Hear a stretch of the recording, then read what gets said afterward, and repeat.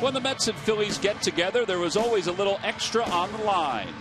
When the Mets are in the other dugout, there's always an extra buzz in the air. When the first place Mets arrive with the Dark Knight taking the mounds, the Phillies counter and hand the ball to Cole.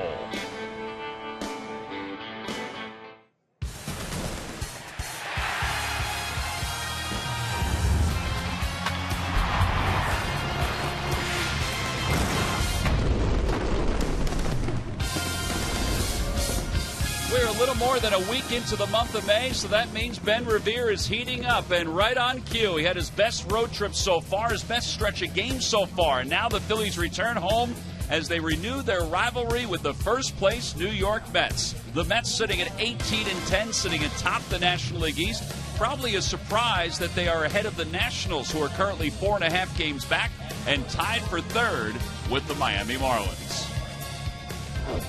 Hi, everybody. I'm Tom McCarthy, joined by Matt Stairs. Boy, do we have a great pitching matchup on paper for you tonight. Cole Hamels for the Phils, Matt Harvey for the New York Mets. Last time the Phillies faced Matt Harvey, they did hit a couple home runs, but he seemed to be in control throughout the outing.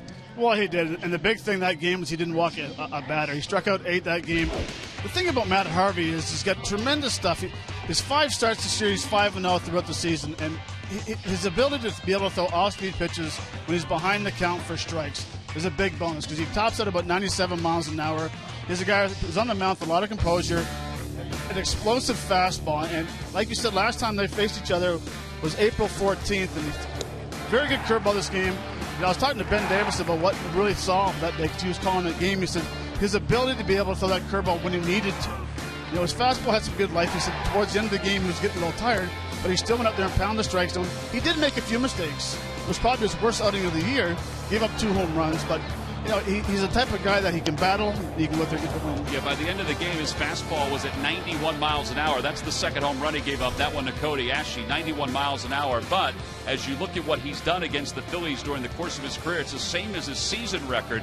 But he's 5-0 with a 1.60 ERA and 46 strikeouts in 39 1/3. Well, the Phillies ace is Cole Hamels, who will be making the start here tonight. Now, Cole has not had the same start as Harvey's had to the 2015 season. Well, he has, and it's a game of making adjustments. You know, throughout the leagues, I find that New York and Miami has figured out Cole Hamels. And, you know, for me, I would like to see Cole go out there and use that curveball. His curveball is very good, especially against lefties or righties, because it's a surprise pitch. But what I really would like to see tonight and throughout the remainder of the year is his two-seam. You know, this curveball right here is very good. You don't expect it because he never throws it, but when he throws his two-seamer down the zone, the amount it moves, Jason Worth couldn't believe it. He was going back talking the whole time. When you throw a sinker to a left-handed hitter, it ties them up. As facing Cole Hamels, you would think a fastball away, cutter away, I need to get out there and hit the ball. Now all of a sudden you throw that two-seamer in, you don't know what to do because it ties you up. Same as a right-hander. He throws that four-seamer, the cutter inside. Now all of a sudden you start looking inside. Well, now you throw the two-seamer away. Everyone knows his changeup's great. His fastball is above average. But it's the two-seam fastball that keeps the hitters off balance, and that's where you have to make the decision. Am I going to hit the outside pitch or the inside pitch? You cannot cover both. There's not one hitter in baseball. You might be able to cover it once. You can't do it twice. All right, we'll see if Cole Hamels can match Matt Harvey here tonight at Citizens Bank Park. It is a gorgeous night for baseball. Hamels, one of the best left-handers in the game, and Harvey continues to rise to the occasion for the New York Mets. The lineups in first pitch when we return.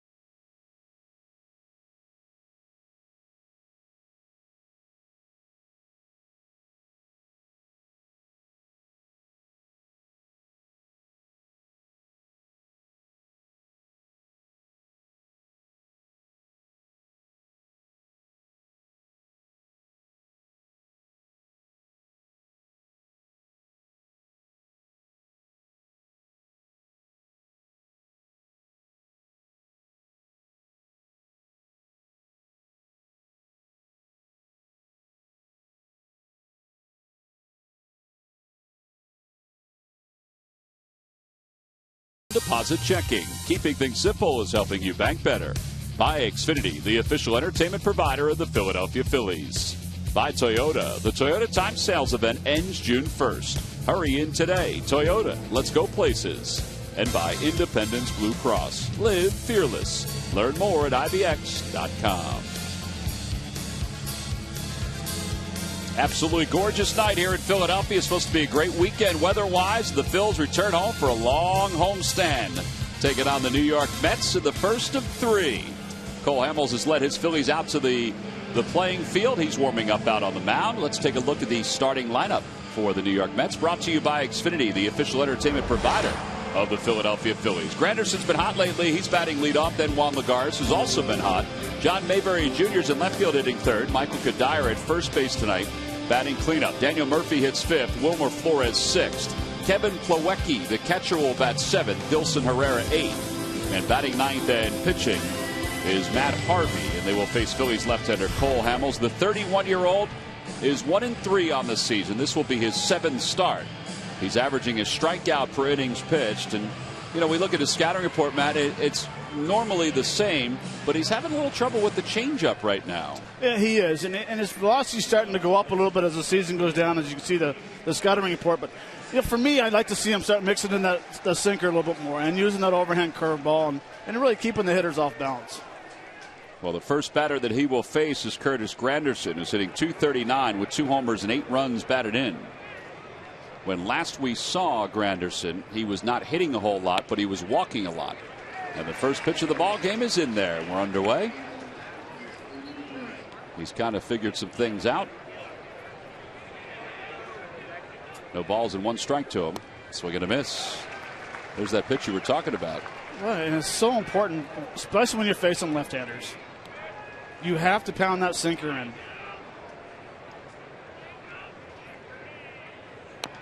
Mets won their last 2 ball games. Over their last 8 games, they're 3-5. They've continued to pitch well, but they haven't hit a whole lot during that stretch. But they still lead the division by 4 games over the Atlanta Braves.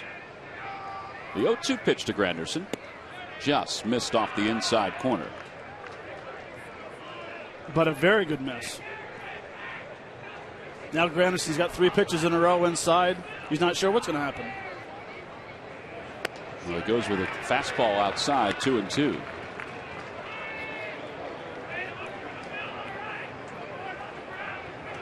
It'll be Granderson, Lagares, and Mayberry here in the top of the first. Change up, swung out and missed. And 1 away, strikeout number 1 for Hamels. Well, it's time for Nissan keys to the game, and my first key is going to be for Hamels to make the left-handed hitters feel uncomfortable. We just saw 2 seamers in, make them look away, pound that fastball in. And the second one is don't allow Harvey to find his groove. Means you take your time in the batter's box, you lay bunts down, you get runners on base, get him out of that groove. Yeah, he got into the groove early, and it was electric up at Citi Field when the Phillies faced the Mets earlier this season. Here's Lagares over his last 22 games hitting .341. Inside, 1 ball, 1 strike. Lagares, the reigning Gold Glover in center field in the National League.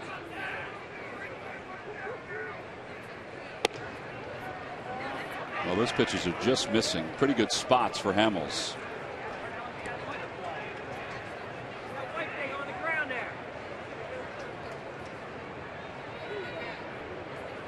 And a liner out toward left field right at Darren Ruff, and he makes the one-handed grab. 2 outs. Home plate umpire tonight is Scott Barry. Over at first base is the crew chief Ted Barrett. Chris Conroy's at second. And the veteran Angel Hernandez is around at third.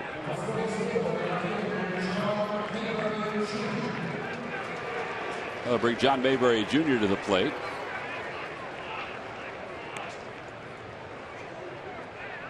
John last year was traded from the Phillies to the Toronto Blue Jays. This year he latched on with the New York Mets, hitting third in this lineup.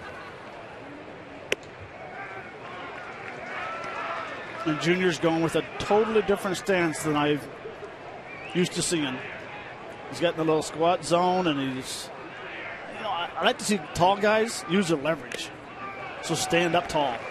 Yeah, he's open a little bit. He wasn't normally this open.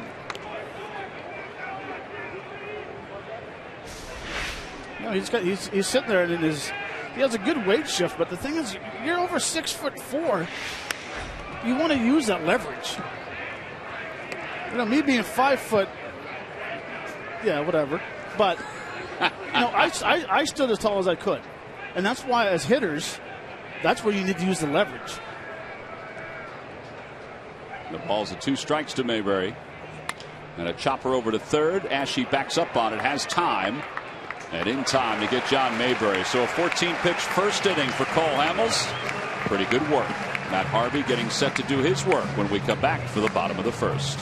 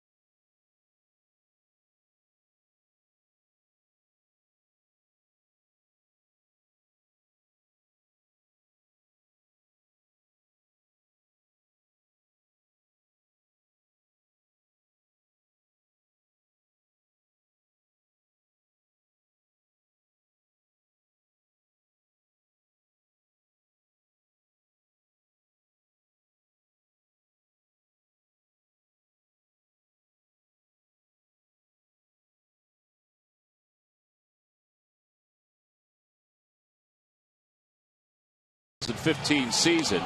As he takes the field, the Phillies are going to try to solve him for the first time in his very short career. Let's take a look at the Phillies starting lineup for tonight, brought to you by Xfinity, the official entertainment provider of the Philadelphia Phillies. It'll be Revere, Galvis, and Utley. Chase back in the lineup again.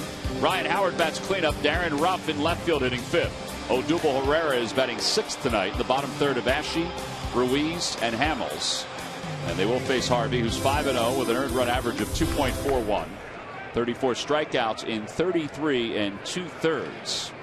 The left-hander's hitting just $175 against him, and 2 of the 3 home runs he's allowed are against the Phillies. And the 2 batters he has hit this year are both against the Phillies. You know, as you see the scouting report right here, he will top out at 97 miles an hour, but this is his second straight start with an extra day's rest. So it's going to be interesting to see how strong he is if his fastball's up in the zone. First batter is Ben Revere, and Revere takes a strike. Ben hitting .264, coming off a road trip in which he batted .366 and scored 7 runs.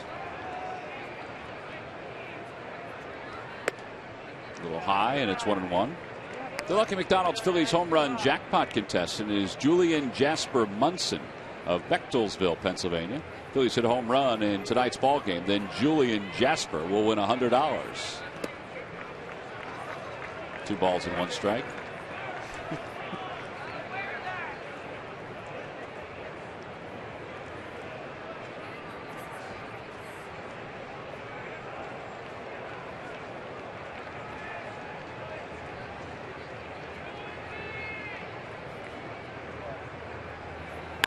Out toward left center field. Mayberry on the run. So is Lagares, and he calls off Mayberry. That makes the catch. 1 out here in the first. I would hate when a center fielder would do that. I mean, seriously, the ball's hit almost right at the left fielder. Then you just walk back over and go, okay, well, maybe he doesn't trust me that I can't catch that ball there. I'll tell you, he did cover a lot of ground. He got a great jump. Shaded over that way, right, just as he is right now. I mean, this is just a routine fly ball to left. Come on, Mayberry, 3 or 4 steps. Seriously. Maybe a more vocal outfielder might say something. Freddie Galvis takes strike one. It's 0-1. Or maybe Junior said, hey, listen, anything in this area you take. I used to tell my center fielders, I got everything towards the line, you have everything else. Kind of what Greg Luzinski used to say to Gary Maddox. No balls and 2 strikes to Freddie. Freddie hitting .330.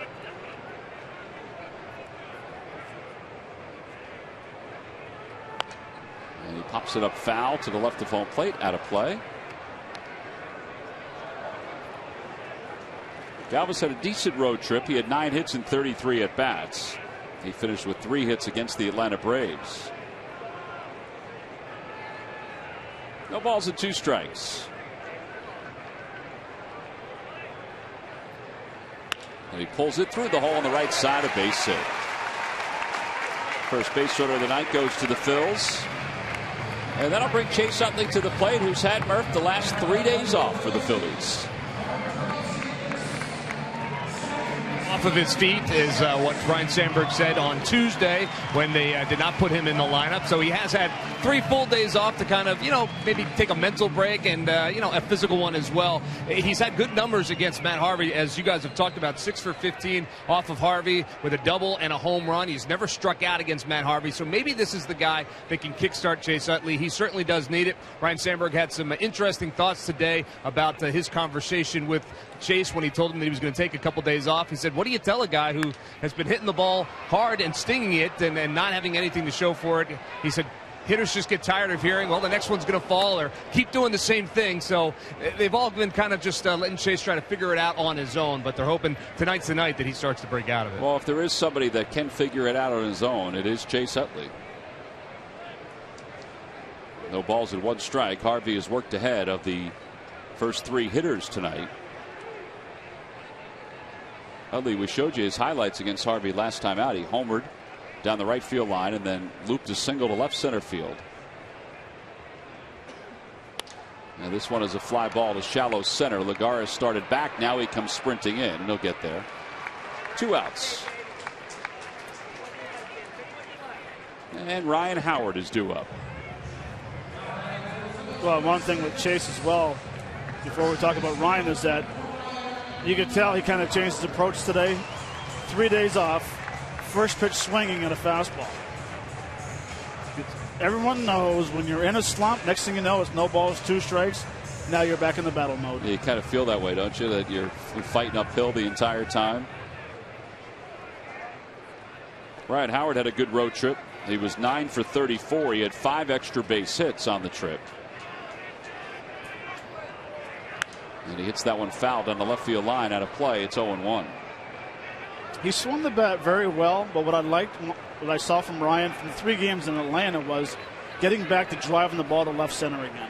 He hit the double off the left field wall, hit a home run to left center, which tells me that he's staying back and letting the ball get a little deeper.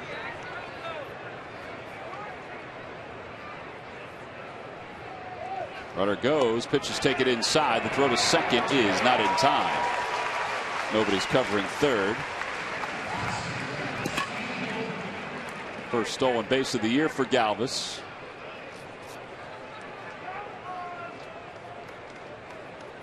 I like it. I mean, they got a very nice jump right there. And really, I mean, he stole that off Harvey.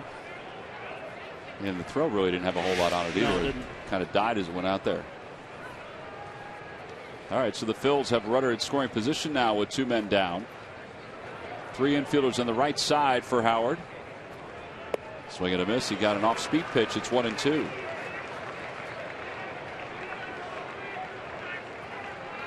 Daniel Murphy is in shallow right field.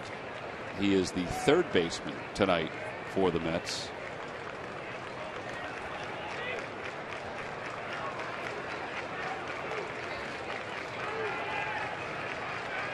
Galvis goes, pitch is pulled toward that hole, knocked down by Murphy. It'll be a base hit for Howard. Galvis will score, and the Phillies take a 1-0 lead. Well, they implemented the shift, but Ryan Howard nudged it just to the right of Daniel Murphy, away from where he was shifting. Well, and that's a 2-out, 2-strike knock for Ryan Howard. You can see Murphy going to his right to make a play. But what I like was Freddie Galvis. at second base, he wasn't worried about if he's going to get thrown out at third base. Even if Murphy knocks that ball down, you can't throw Ryan Howard out at first base. Freddie's safe. Well, that's 14 RBIs now for Howard. 12 have come in the last 15 games. And that's going to smart a little bit for Darren Ruff.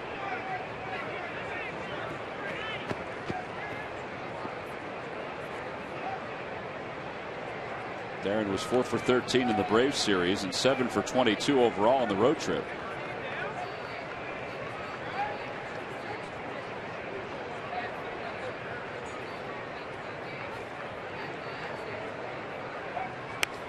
Fouls it back, 0-2.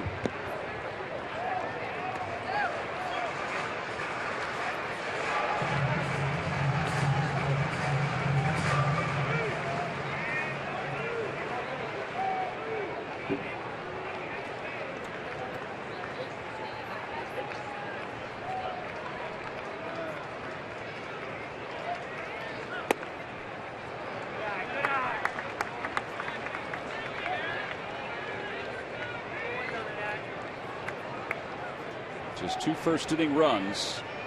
Heck, the Phillies haven't scored a whole lot of first-inning runs this year. They only have 5.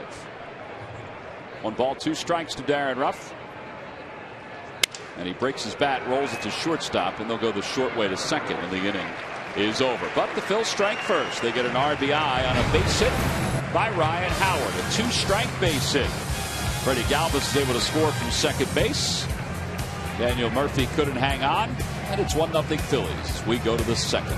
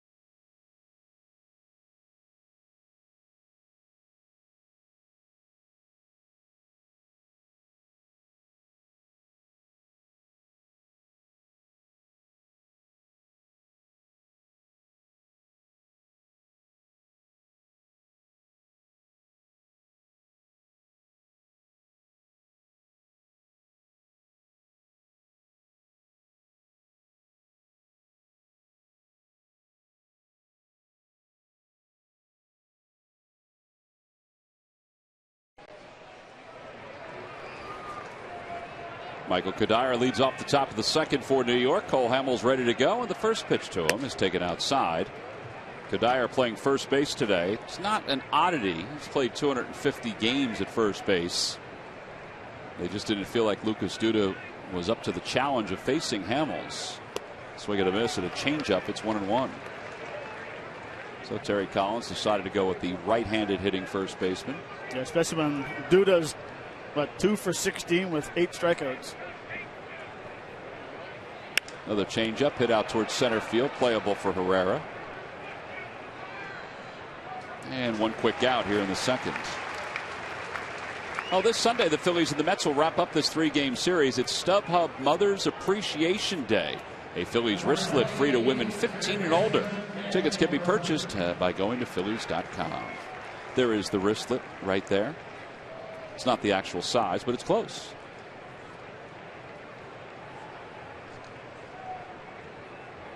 Daniel Murphy now the batter. Ooh, first pitch is inside, 1-0. Not a bad idea to move his feet. Great pitch. Love it. Gosh, we were talking to Bob McClure about that the other day, how important that is to get for pitchers to throw a ball like that. Yep.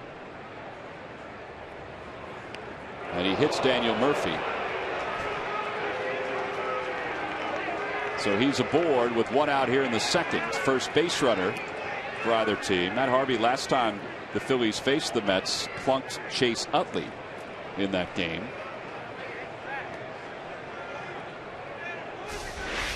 Well, this is a two-seamer that just gets away from him, and that's what I call a good old Charlie horse right there. Yeah, that's going to be a Charlie horse, all right.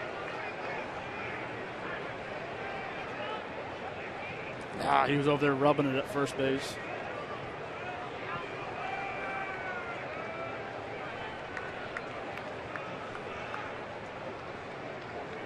Here's Wilmer Flores. Flores .235 this year, just hitting a .184 on the road this season. That one's lined out towards center field. Herrera is there, makes the catch. Back to first goes Murphy. You know, it's interesting. We have such a good view of the entire field, and we can see outfielders track baseballs. And that ball left the bat of Wilmer Flores, and Herrera, from our vantage point, was nowhere near it and was going the wrong way. He was going back straight where he needed to go out left, and then finally was able to settle under it. I know. It's amazing how, especially when you square a baseball up at home plate, how that ball can do some funny things in the outfield. It can knuckle, slice, hook. First pitch is inside to Kevin Plawecki. This is the line drive, and you can see Herrera going straight back, then all of a sudden, whoop, like you said, Tom, I better get to my right and make the play. He's done a very nice job this year out in center field. Yes, he has. First time as a full-time outfielder. Foul ball, and it's 1-1. I think what helps him a lot as well is that he plays deep, so he doesn't have to worry about that 45-degree angle going back left or right. And you know, Juan Samuel's done a great job with him. We saw it in spring training, earlier work all the time. But he really has. He's played well out there, and he's only made a mistake maybe once or twice the whole year. Yeah, one of those mistakes was ruled a triple earlier this season, and it was appealed. But Major League Baseball said it was ruled an E8, I'm sorry, and it was appealed by the opposing team, and Major League Baseball upheld the official scoring that it was an E8. If you talk to Juan Samuel, he would say that he probably should have caught that ball. Is that the D. Gordon ball? It may have been D. Gordon. Bases loaded? I don't remember. Have to be. Bases loaded, D. Gordon, fly ball to center. The only thing I would think of if it was, and it could have been Gordon, but if Gordon hit it, then on that play he probably would have scored. Yeah, it was D. Gordon. You're right. Swing and a miss. He got it with a changeup. 2 strikeouts for Hamels. Well, no problems with his changeup here tonight. He's got a pretty good feel for it. Daniel Murphy is left over at first, and Cole Hamels so far through the first 2 innings has allowed just 1 base runner. We'll go to the bottom of the second.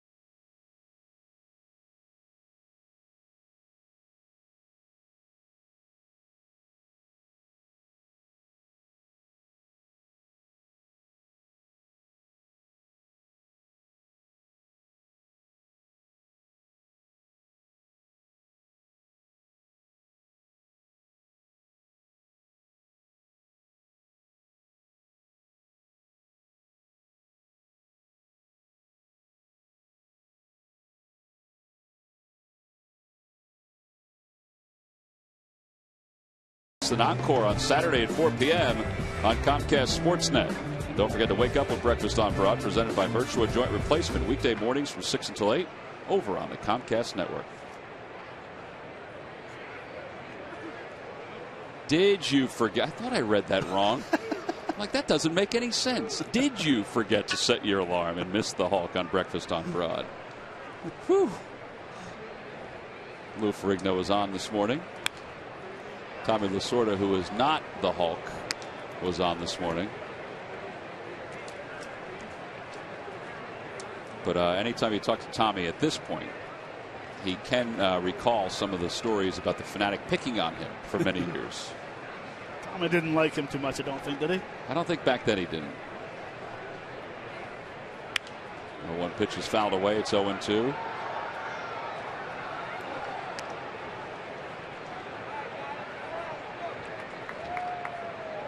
Odubel, 7 strikeouts in Atlanta. It was the first time we really saw him struggle for a few games in a row with his strikeouts.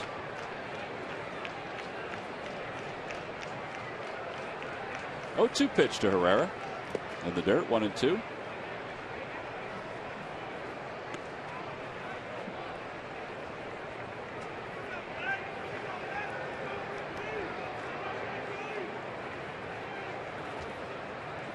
One thing about Herrera, he was over swinging quite a bit this series in Atlanta. He did get a couple of knocks out of it, but it's the off-speed pitch he's having a hard time with right now. Just off balance, like right there. Back foot was pulled forward. First strikeout for Harvey. Speaking of Matt Harvey, it's time now for our Geico quote of the day. This one came from Pedro Martinez, the former Met.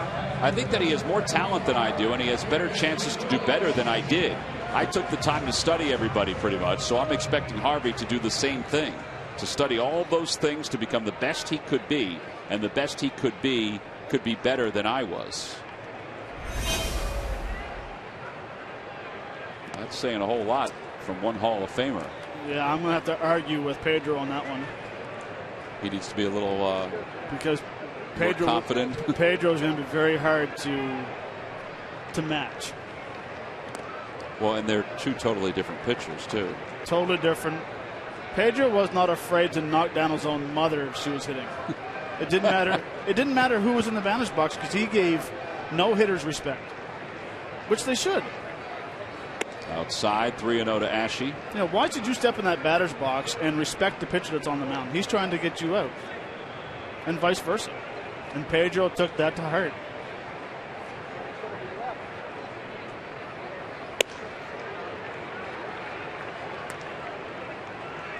Well, there's always been a lot of positive thoughts about Harvey, even though he's only won 17 games during his big league career. John Mayberry, a few steps shy of the warning track, makes the catch, and there are 2 outs. And here's Carlos Ruiz, who's batting 8th tonight.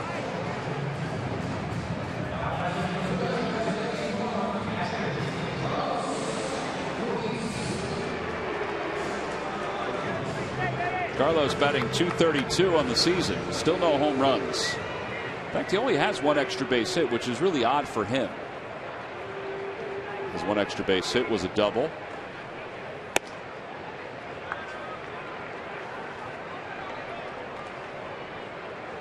Well, so far a good strike zone for both pitchers.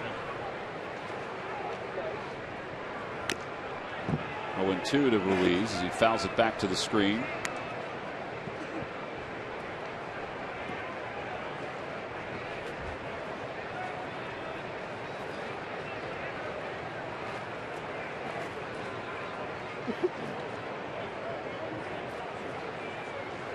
Fly ball, shallow center field. Lagares will have his 3rd putout of the ball game. 1, 2, 3 go the Phils here in the 2nd. We've completed 2. We'll move to the 3rd. The Phillies still nursing a 1-0 lead over the Mets.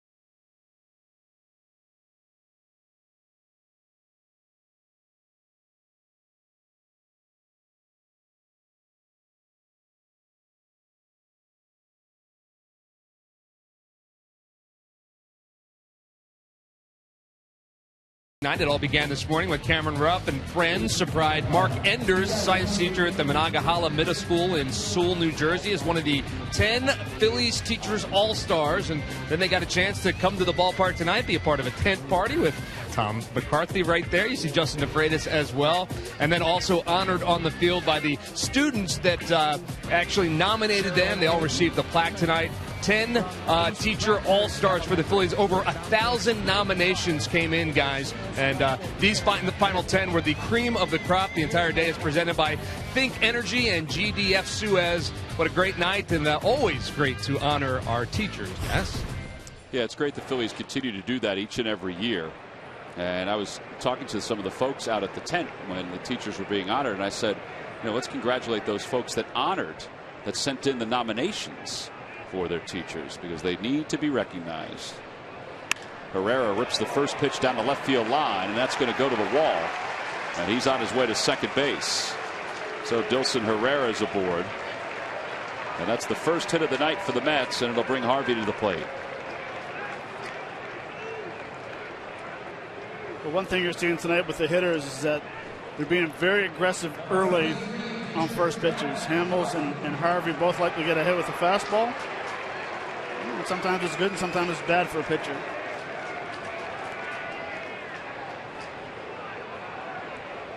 There's some thought that Herrera will take over at second base for Daniel Murphy sooner rather than later. Kid that they got from the Pirates in a trade for Marlon Byrd a couple years ago. That's his first career double. So Harvey will square. He has one sack this year. And he takes low, 1 ball and no strikes. Isn't Murphy signed through 2020? No, I think he wanted a long-term deal. Oh, maybe that's what he wanted to do. Yeah. 1 ball and no strikes. And he bunts it toward third. It's a foul ball. Now his contract ends at the end of this year. That's what I meant. You know what, though? You would think that they would have signed him already, but I think they're not totally sold on his defense, even though he's played second base for a long time for them.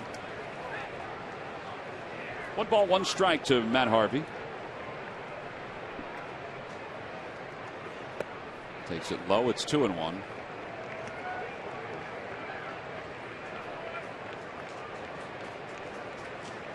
The Mets pitchers have 6 base hits this year. The Phillies pitchers have 5 base hits. Hamels has 3 of those 5. Harvey squares again, and he bunts it up the first baseline foul. Well, you talked about that the other day, Matt. There's nowhere to go.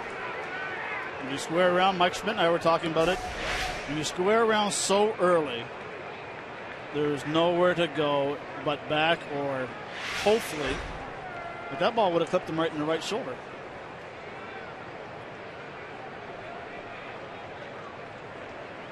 So he shouldn't turn around. He should start squaring around, but right now, if he was going to bunt. Now swing away, checks his swing. No swing, says Ted Barrett. Now it's full 3-2.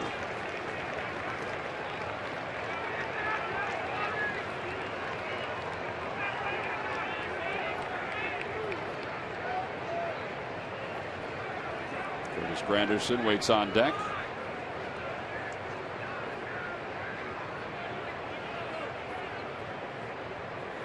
And he bunts it foul, so a strikeout for Hamels. It's his 3rd strikeout. Well, it's time now for the Jeep Stuff the Fans trivia question. Log on to Phillies.com. Go to the fans section for all the information, and please submit your answer on the subject line. All right, Matt, here's the question. What college did the Mets' Matt Harvey attend and pitch for? What college did Matt Harvey attend? Pitched 3 years for this school.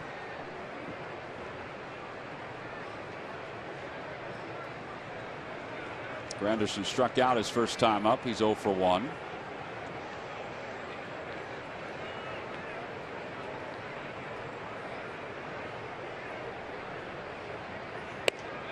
Cutter on the outside corner. It's 0-1.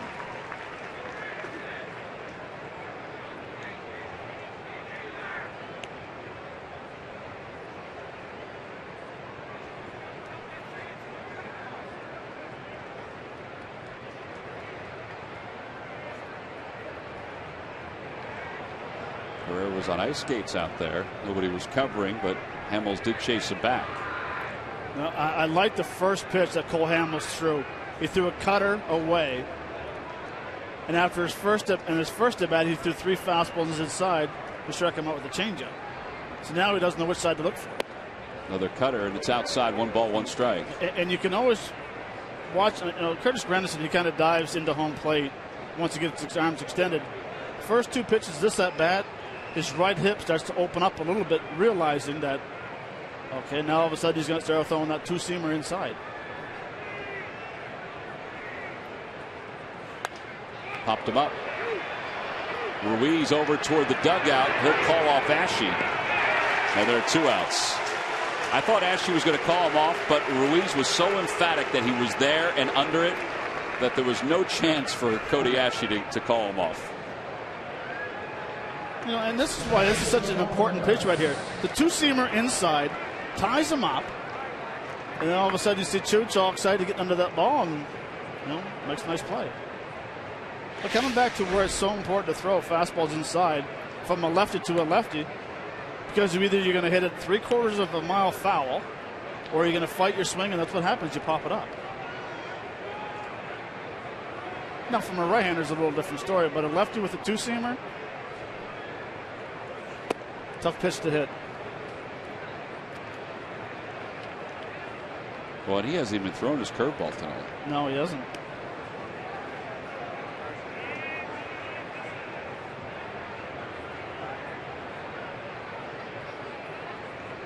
One ball, no strikes to Juan Lagares. He lined to left his first time up. Ask and you shall receive. It's 2-0.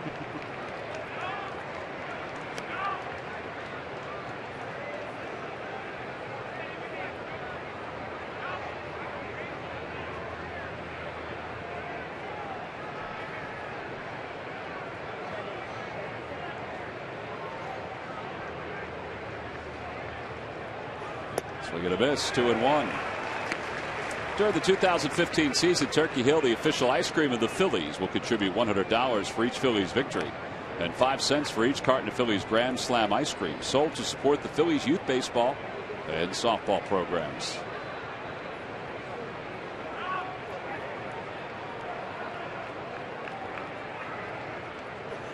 Ground ball foul past the third base bag.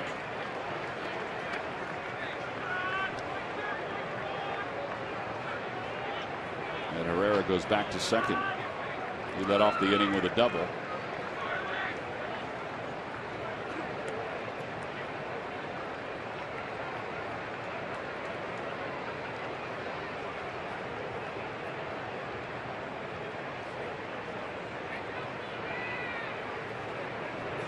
Curveball and a call. Strike 3. I think he shocked him that he threw it. 4 strikeouts for Hamels. He's allowed 1 hit through the first 3 innings here tonight. No runs, 1 hit, and 1 man left in scoring position. And 2 more strikeouts for Hamels. Middle of the third, Phillies 1. That's nothing.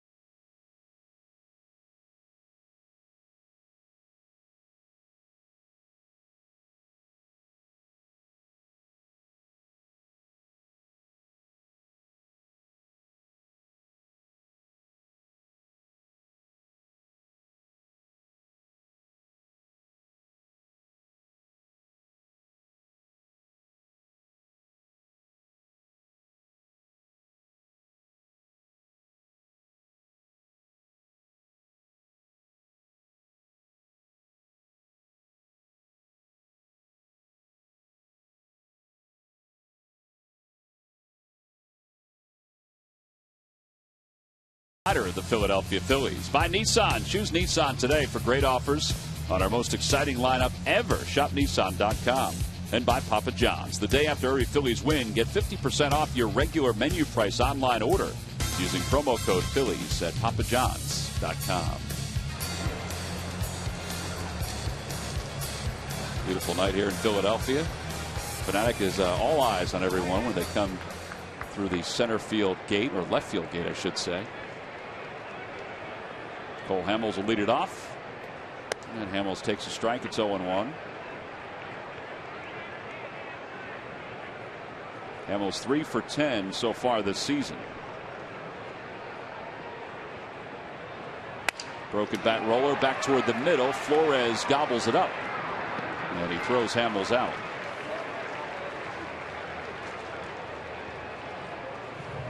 One away.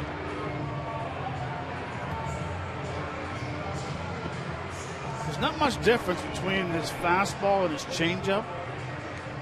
He throws on fastball. He's been averaging about 94 miles an hour. He'd say tonight 94, 95. Yeah, absolutely. His changeup's 89 miles an hour. And that's usually the velocity of a good sinker, but his changeup goes straight down. This is the first time I've ever seen him pitch in person.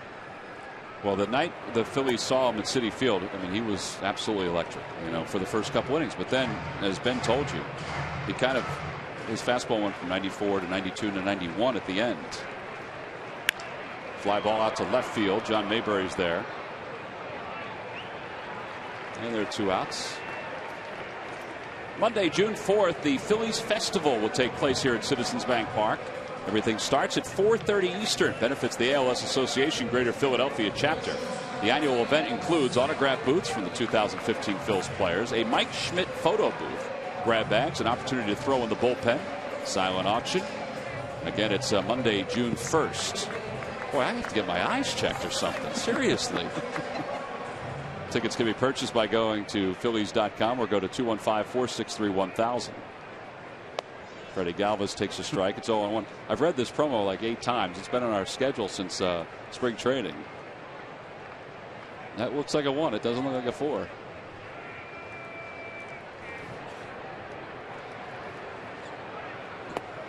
One ball and 1 strike.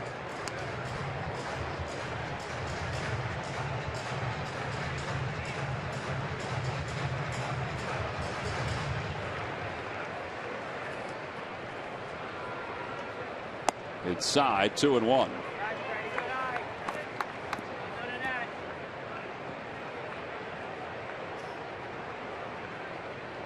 Galvis singled and scored his first time up.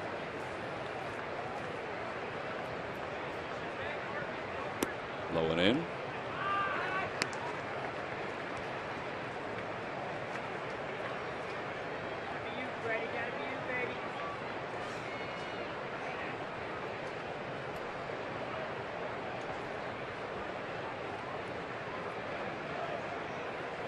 And a fastball taken for strike 2. It's 3-2. So that one's at 96 miles an hour. With movement. Probably go back there again. No? Just a bit high. Harvey thought it was strike 3. Came back with a changeup. So Galvis is aboard for the second time.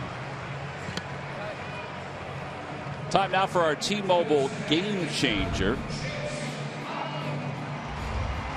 Matt Harvey has the highest, or third highest, fastball velocity. Nate Eovaldi, the hard-throwing right here now with the Yankees, used to be with the Marlins. We knew that. In fact, last year he topped off at 98 miles an hour. Joe Kelly from the Red Sox, that's kind of surprising. Big time.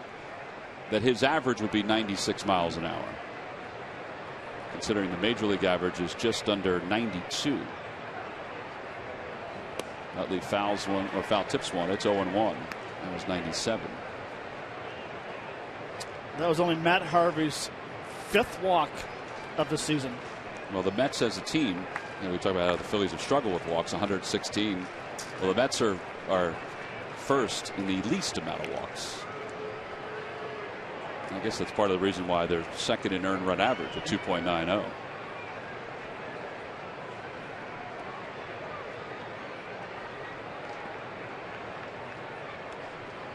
No balls and 1 strike. The foul tip, and it's 0-2.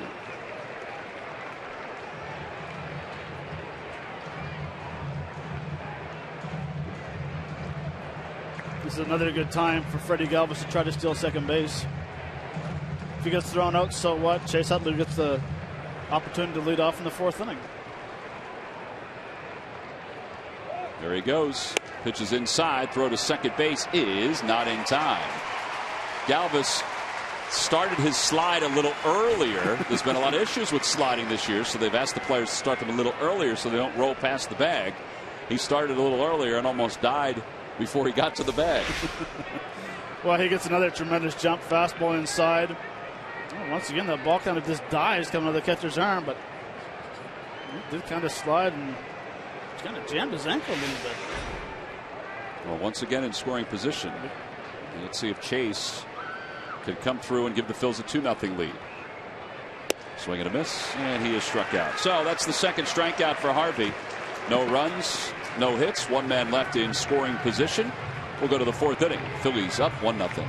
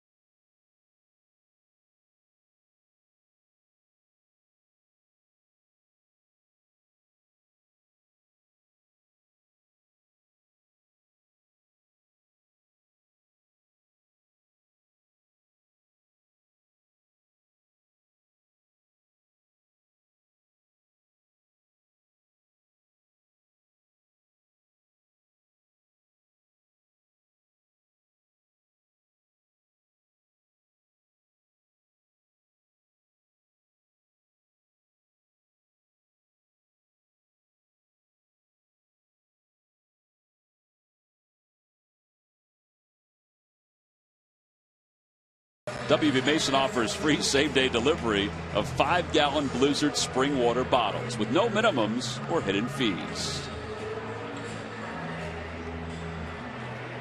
John Mayberry will lead it off here in the fourth. Good thing for computers that you can make the words a lot bigger. Not taking any more chances. Good thing I'm not reading a teleprompter or something tonight. Mayberry grounded out his first time up. And he grounds that one off his foot. It's 0-1.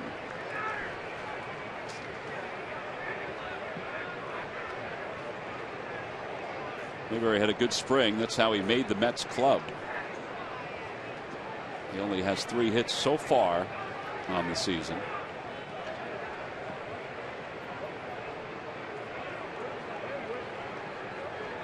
No balls, 1 strike. And the ground ball foul.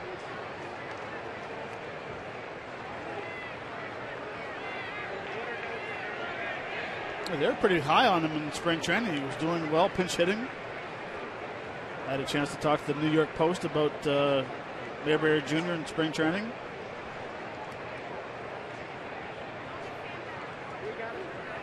Yeah, I guess their thought was the same thing the Phillies thought for a handful of years.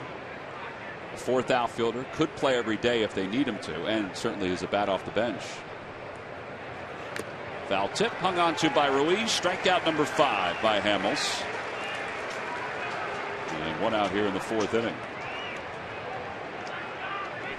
Well, this is a nice pitch right here. It's a fastball up in the zone. He wanted it down and in, but it doesn't matter. As long as it's up, it's not for a strike.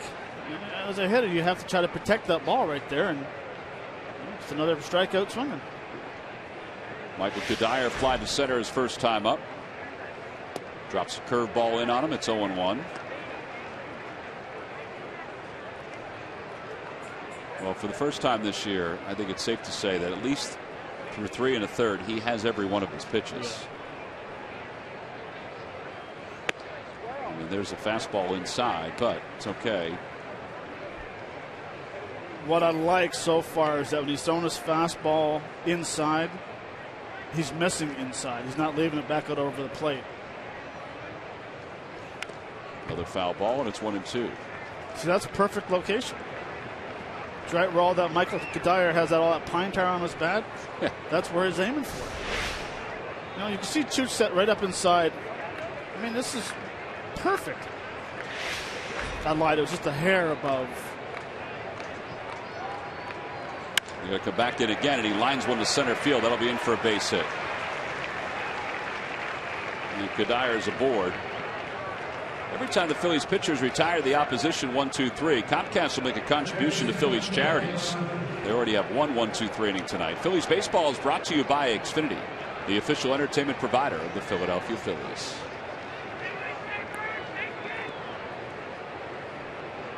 Daniel Murphy walked his first time up. Or his hit by pitch, I should say, his first time up. And he hits that one foul down the left field line out of play.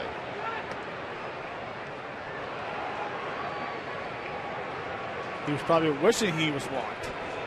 Less painful. I did put BB in my book.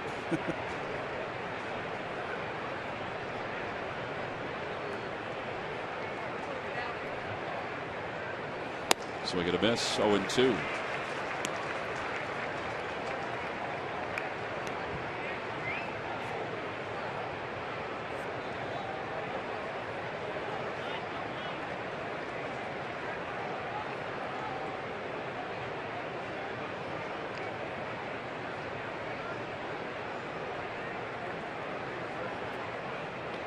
Murphy has had 51 at-bats versus Cole Hamels.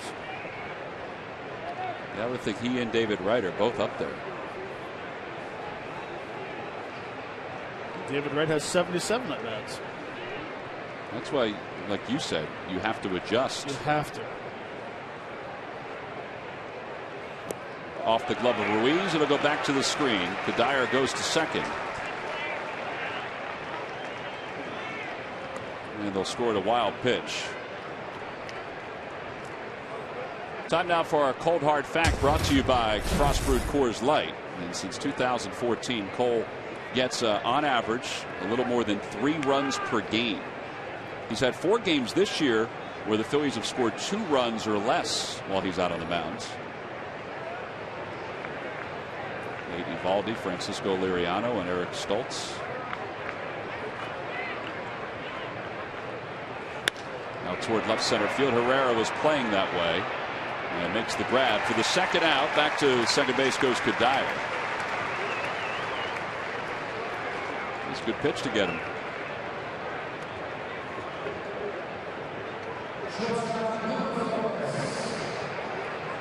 No, it was a good pitch. I think he missed his location a little bit, but it's down the zone so you can't get hurt too bad.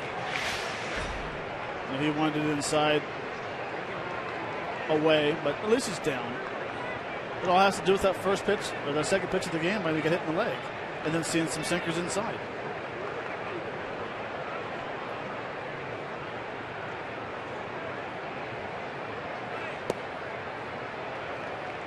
It is pretty cool, though, that what he did in the first at bat is still leaking into his mind in the second at bat. Has to. Especially when the first pitch is inside, just off for a plate for a ball. Second pitch hits him in the leg. Next time up, he gets a 2-seamer inside again. So now all of a sudden you're thinking, I need to cheat. I need to open this hip up real early and not get beat inside.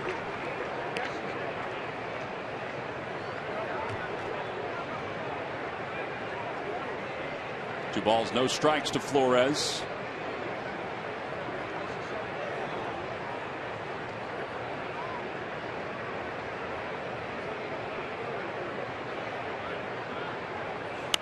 And he fouls it over the Phillies dugout. It's 2-1.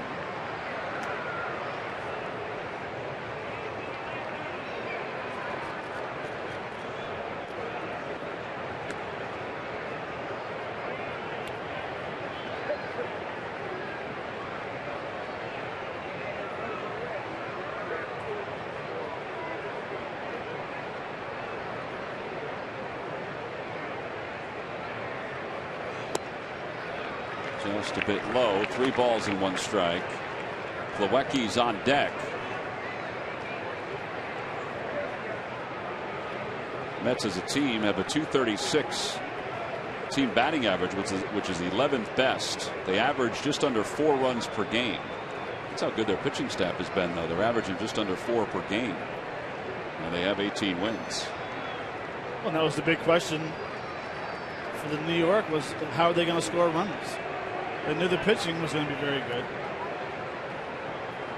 Losing David Wright, of course, that hurts a little bit, but they have tremendous pitching. Well, and Travis d'Arnaud, losing him, that hurt.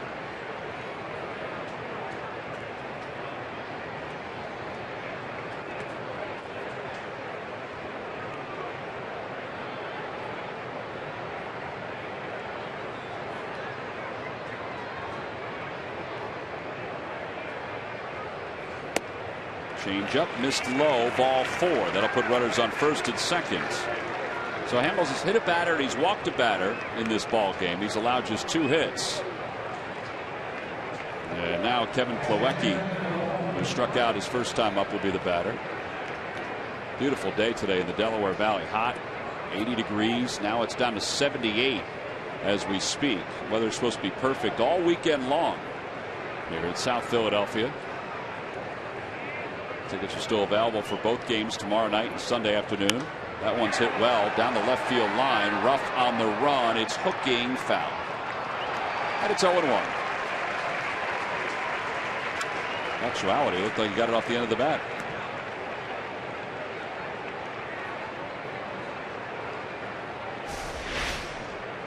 So just a little too quick. Fastball supposed to be away. Just off the very end of the bat.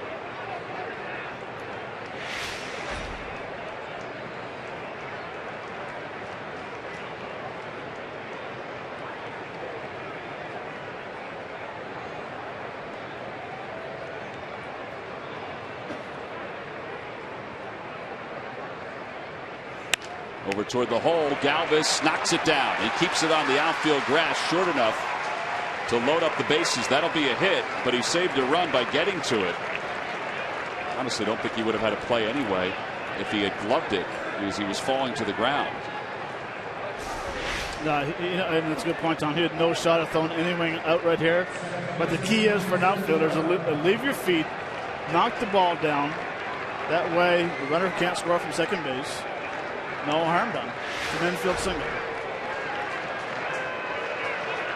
Well, for the Mets, it's their second hit of the inning. The bases are now loaded for Dilson Herrera, who doubled his last time up.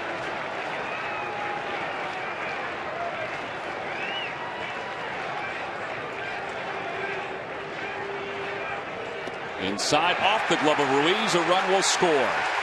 And it's now 1-1, runners on second and third.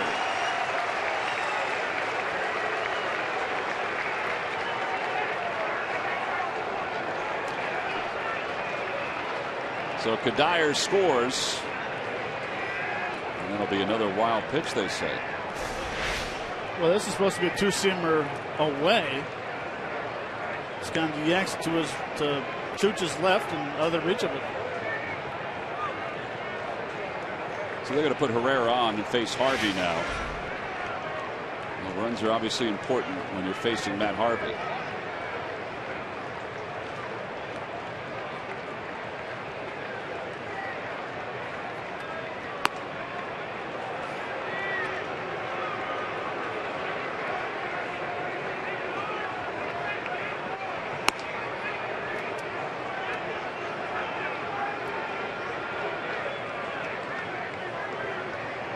I'm just wondering with the first pitch if Cole was trying to throw a backdoor cutter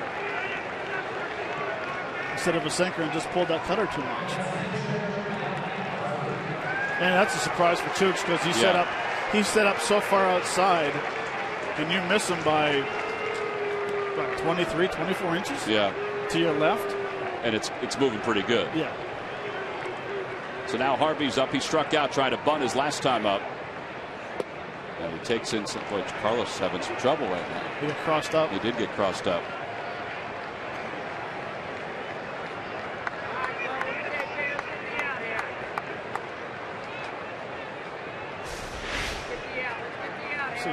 Church is expecting a hard fastball. It was a cutter. Yep.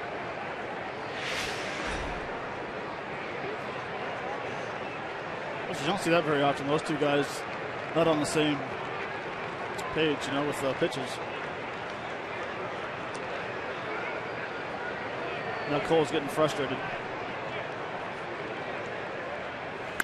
Ground ball foul, and it's 1 ball and 1 strike.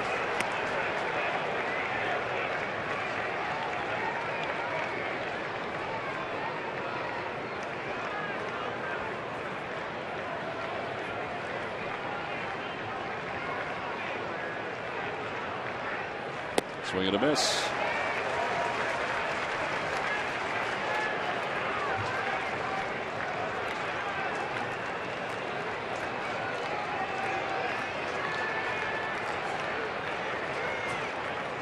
Swing and a miss. He got him. Threw him a curveball.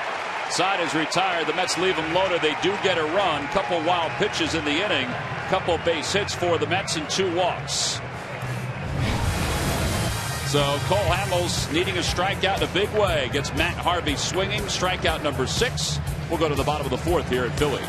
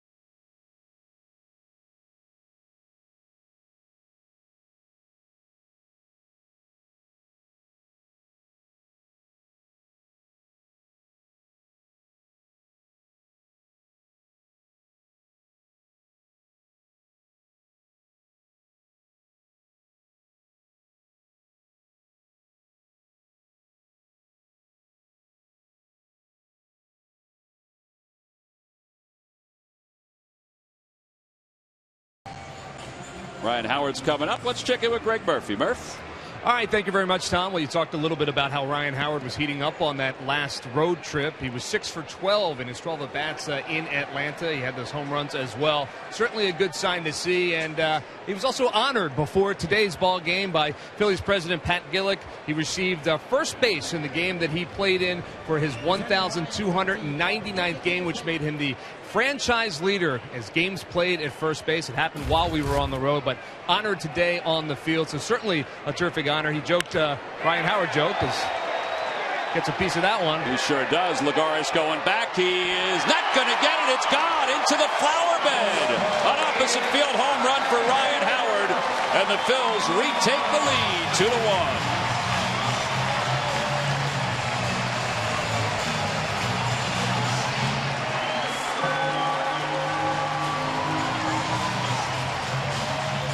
Well, Murph, you're right. He is starting to heat up there. Murph, what were you saying? I was just about to explain how he was about to hit a home run on that at-bat, first pitch. Well, he got a fastball down out of the zone. Hands extended, and we saw that swing in Atlanta a few times, and we saw it again tonight. Lagares was going back as if he was going to reach up and grab it, but that makes a winner out of Julian Jasper Munson in our McDonald's home run jackpot. She just won $100. Aaron Ruff takes low. All right, Murph, before you were so rudely interrupted, was there anything else that you wanted to say? I'll talk to Ryan after the game about that. But, yeah, it just that he passed Fred Luderis as the all-time games played at first base. And, if you stop and think about it, Ryan was joking about it. He said, well, I guess that just means I've been around a long time. But being around a long time in a sport in Major League Baseball is certainly a compliment to his talents. And, he's been struggling a bit over the last year and a half, 2 years, but still an accomplishment like that deserved to be awarded and deserved to be recognized, and the Phillies did that today. Absolutely. 2 balls and 2 strikes to Darren Ruff. Frank Koppenbarger, the Phillies director of team travel, equipment manager. He's the one who got the base and brought it back home. Here's the 2-2 to Ruff in the dirt. 3 balls and 2 strikes. The guys in the dugout after they presented him first base were trying to convince him that was third base that they handed him. He wasn't buying it, was he? He wasn't buying it.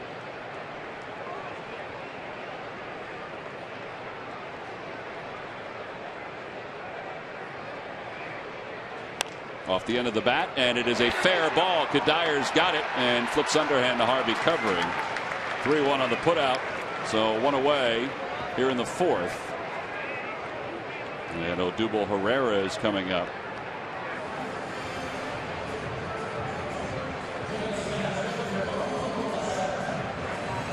It's always funny when you watch a pitcher go over and cover first. And get over there, sprint hard, and then his teammates come over and walk him back to the mound because he needs to catch his breath. Yeah, and he does more exercise than anyone on the field. He's always run over to first base, and they always have to have somebody over there to help him out. But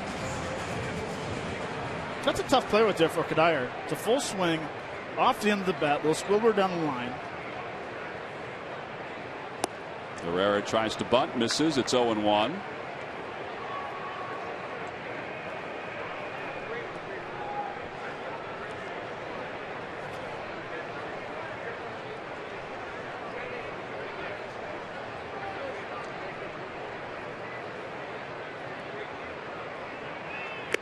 Foul tip, 0-2.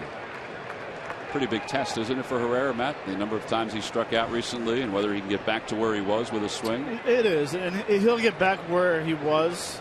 It's just a matter of how he's going to bounce back and what kind of approach he's going to do. Is he going to change anything? And so far, I've seen nothing different in the stance. Fly ball, right field. Granderson is out there. And there are 2 outs. Phillies baseball is brought to you by Chevrolet. Visit your local dealer at ChevyDealer.com. And by W.B. Mason. You can't go wrong when you buy right.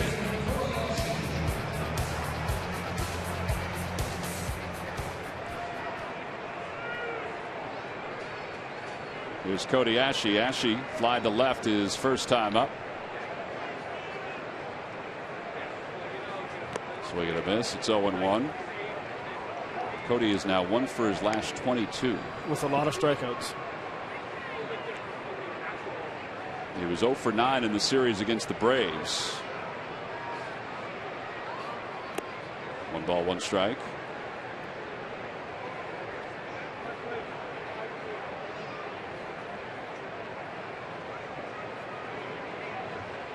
And it wasn't from the lack of pitch selection, because it wasn't too bad. He was swinging and missing. That one's just foul. Or he was getting a good pitch to hit, and he was kind of putting a lazy swing on it and hitting the weak fly balls to left field. And we heard Ben Davis talk about the series in Florida where the hitters were just taking that little baby swing and trying to make contact. Right. Well, if you're going to hit a fly ball to left field, a weak fly ball, you might as well take 3 big hacks because you might square one up. Sounds pretty simple, doesn't it? It does. You might square it up. Well, you might. You might run into it. Down and away, and it's 2-2. Every hitter in baseball has power. And power is what I mean by when I'm saying be the gap hitter, hit left center to right center. And that's sometimes where you have to go back and think that thought process. He's had a couple good swings in this at bat. He is, and that was a very good swing at a 98-mile-an-hour fastball. But that's the difference from now, a week ago, 2 weeks ago, compared to early in the season. That pitch in the game, he was squaring up and hitting it hard somewhere. Now he's fouling them back. It's just a matter of time before he starts squaring it up and hitting the outfield or in the infield somewhere. Swing and a miss, and Harvey picks up a strikeout, but the Phillies take the lead. Ryan Howard, his 6th home run of the year, career home run number 340, just to the left of center field. Looks like he knew he got it as soon as it left the bat. 2-1 Phillies as we go to the 5th.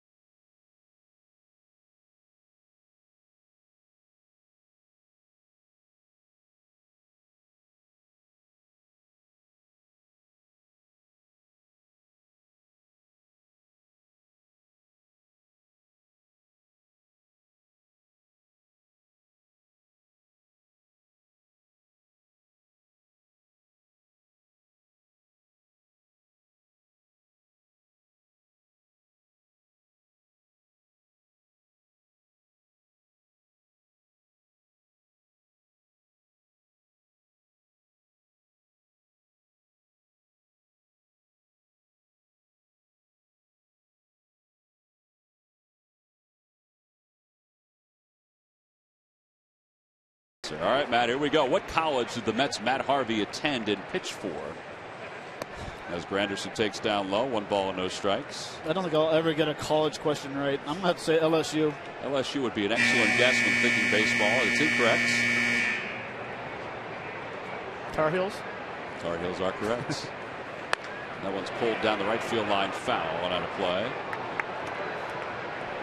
And it's 1 ball, 1 strike. He had been drafted out of high school and just felt like he wasn't ready. Either that or he didn't get the financial package that he was looking for. Outside, and it's 2-1.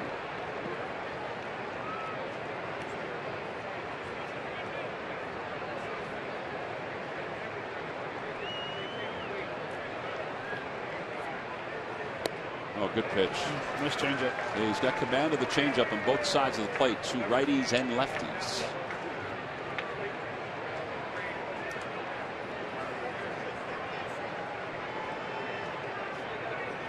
That one's pulled foul again.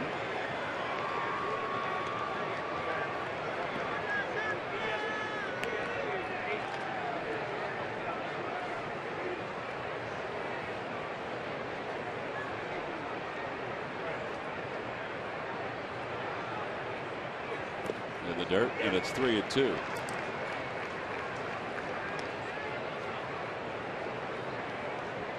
That little lady getting a chance to enjoy a night at the ballpark. She likes Matt's camera. Got him. Ruiz hangs on. That is the 7th strikeout tonight for Cole Hamels. Teva Respiratory Asthma Awareness Night is this Monday. All fans coming to the ballpark will receive a free Phillies cap. There it is right there. Compliments to the folks at Teva. Tickets can be purchased for all 4 games of that series against the Pirates by going to Phillies.com.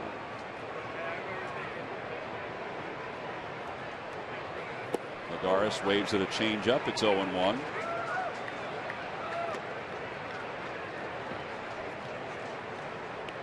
Lagares is 0 for 2. He's lined to left. He's also struck out.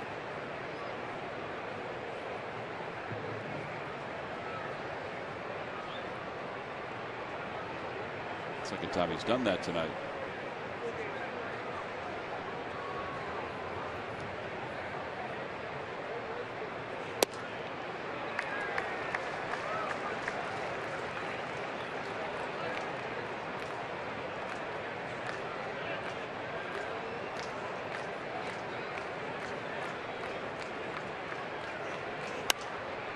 Little slice out of play.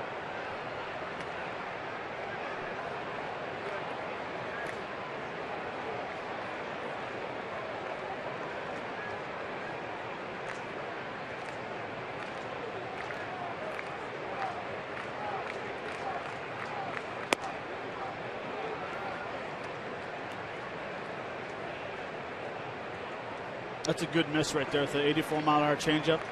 Now come back with about an 88, 80-mile-an-hour two-seamer. Number 93.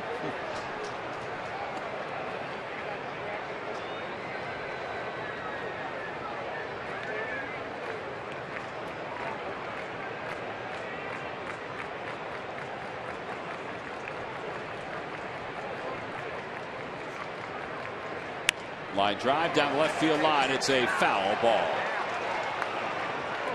Now that was a curveball that hung. On the Toyota Major League scoreboard, the Braves and the Nationals are facing off in D.C. tonight. And Atlanta's jumped out to a 2-1 lead. Jason Worth has hit a home run for Washington. Nationals have not made a determination yet on Steven Strasburg and what they want to do with him. They did an MRI. His shoulder is structurally sound. Well, whatever they do, be careful with it. Jason Worth had really been struggling, or is still struggling. That was his first home run since September. Last September.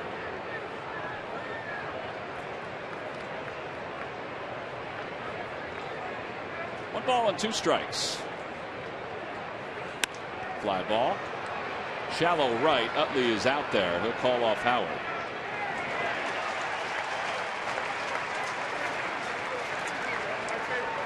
2 away.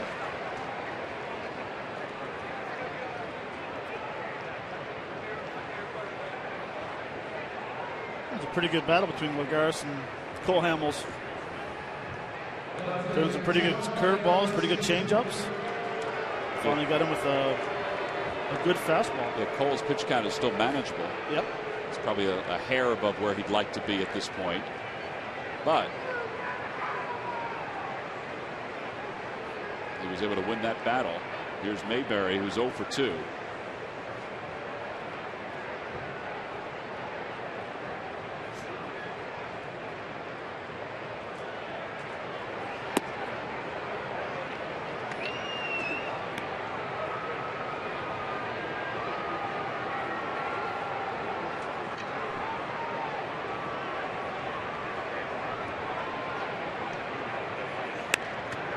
Popped him up. Foul territory. Ryan Howard crosses over and puts it away. Hamels is done with the 5th inning. He retires the Mets in order.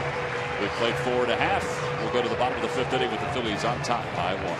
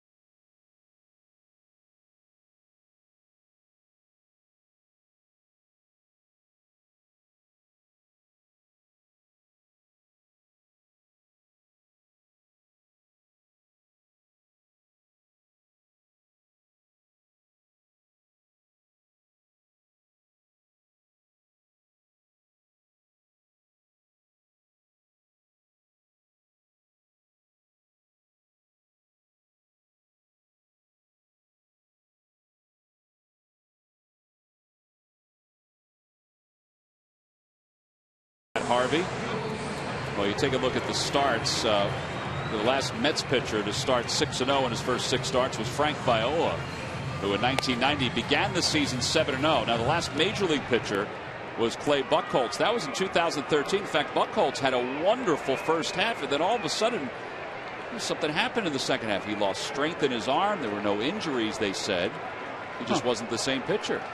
That's what you call running into a brick wall. He literally seemed like he ran into a brick wall. Well, Matt Harvey's off to a 5-0 start. He's not alone as far as starts go. Harvey's won 5 games. Bartolo Colon has won 5 games already, but he's 5-1. Zach Greinke's won 5 games already.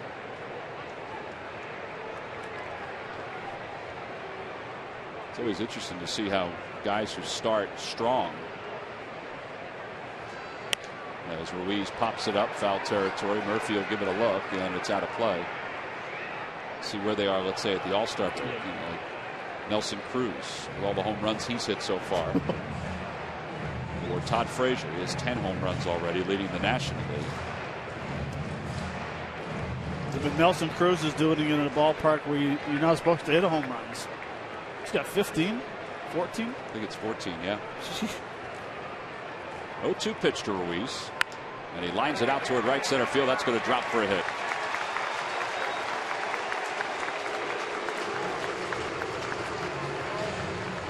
Follow the Phillies all season in 2015 with MLB.com At Bat, the #1 app for live baseball. At Bat is up to the moment at any moment with in-game highlights, live look-ins, replay reviews, radio broadcasts, StatCast, and much more. Get MLB.com At Bat for your smartphone or tablet. Hamels grounded out to short his first time up. He squares. Ruiz runs. The pitch is bunted fair. Fair. Hamels doesn't realize it. He's tagged out. And a runner at second base with nobody out, or with one out, I should say. 2 unassisted on the putout. Well, I'm thinking it was supposed to be a hit and run. Chooch taken off. Well, the bottom line is it's a sack bunt. Someone missed it. You see right here, he turns around, nice bunt, squares it off the home plate. Not really sure where it is. But you know what, Tom? The bottom line is he did his job. Whether he realized it or not, he did his job. Yeah, the ball hit the plate. I think he thought it had shot foul. Revere takes a strike. It's 0-1. See, Chooch actually had a tremendous jump. Look at the spin of the English on that baseball right there. Nichols like, wait, what? I don't even think he thought it was going to go foul behind the plate. I think he thought it was going to go foul up the first base line. Good play by Plawecki.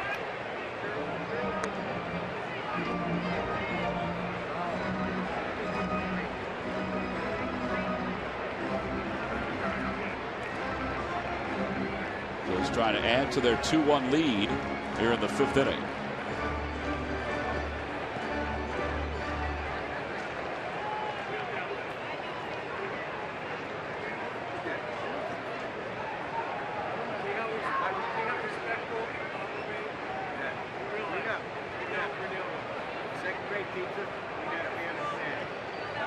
And a line drive base hit into left center field. Ruiz around third. He's going to score. And Ben Revere keeps on hitting. It's an RBI single. And it's 3-1 Phillies.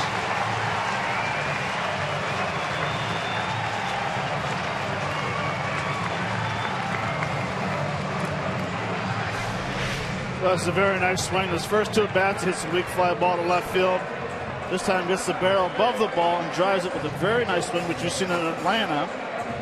Good base running by Chooch, knowing that he has to get going. And this is a very nice at bat carrying over from Atlanta. You know, it benefited the Phillies that Mayberry had to go to his left to field that ball, although Ruiz is being sent anyway. So now Revere's at first. Let's see if they pressure Plawecki, the catcher, and Harvey.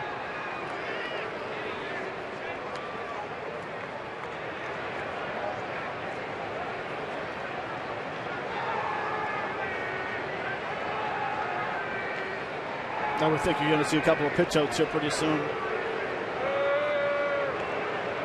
Usually doesn't happen after a couple throws over to first base. Usually want to do a slide step with a fastball first pitch.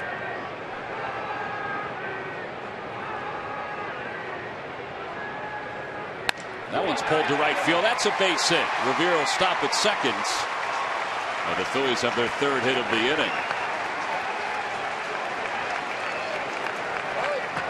Freddie Galvis has been on base all 3 times tonight. And what I like about this at bat by Freddie Galvis. All right, Ben Revere's at first base. 49 stolen bases this year. Stolen base threat. Throws over 2 times. Fastball away because I need to get ahead. I don't want to throw an off-speed pitch for him to steal the base. Very aggressive hitting and putting it in play.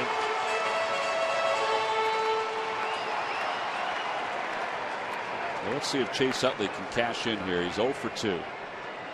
He's flied to center. He is struck out.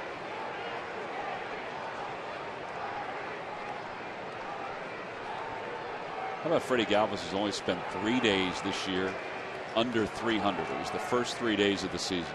Really? Now at 344 with his 2 hits tonight.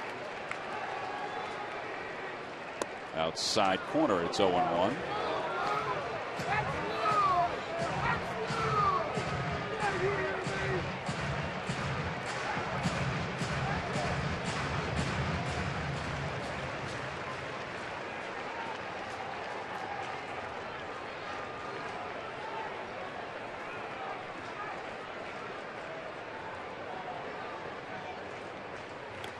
In the dirt, gets away from Plawecki for a minute. Galvis is way off the first base bag.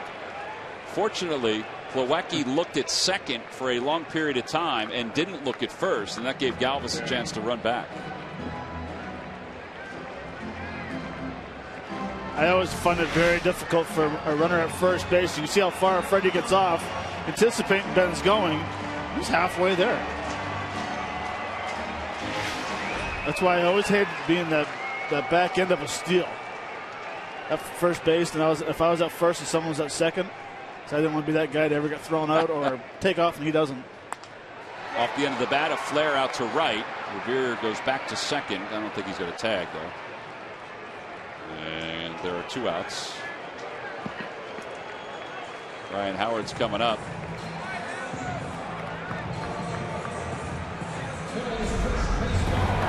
Ryan Howard's home run back in the 4th inning. First pitch fastball out over the plate. We've seen that many times.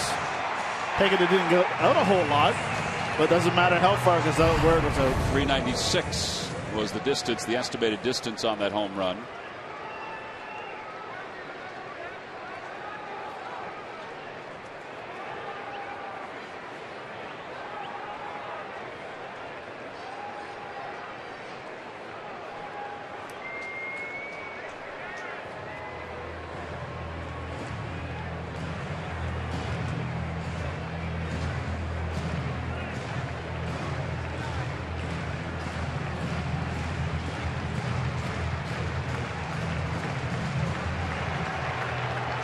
Be interesting to see how they attack Ryan Howard, if they're going to throw fastballs or off-speed pitches. Both hits tonight have come off fastballs. There's a fastball in on the inside corner. It's 0-1. That's the key word you just said there, was in. His base hit up the middle of the 1st inning was a fastball out over the plate. And the home run we just saw was the outer third of the plate. No balls and 1 strike to Howard. That one just a bit inside. 1-1. Pretty close to the last pitch.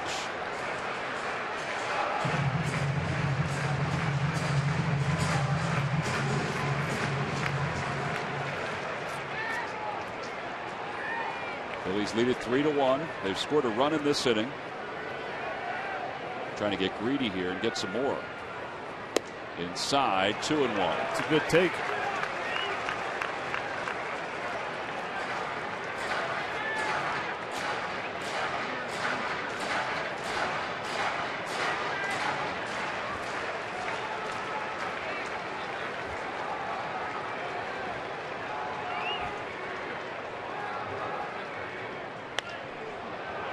Just a tad out front of a changeup there.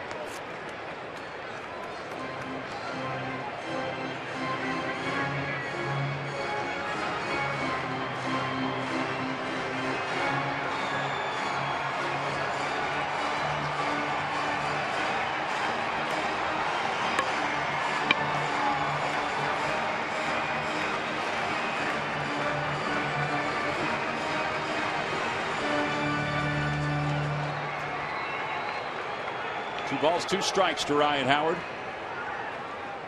Swing and a miss. Got him with some high heat. And Howard is struck out. Phillies are retired, but they do tack on another run. 1 run on 3 hits. They lead 2. We'll head to the top of the 6th inning.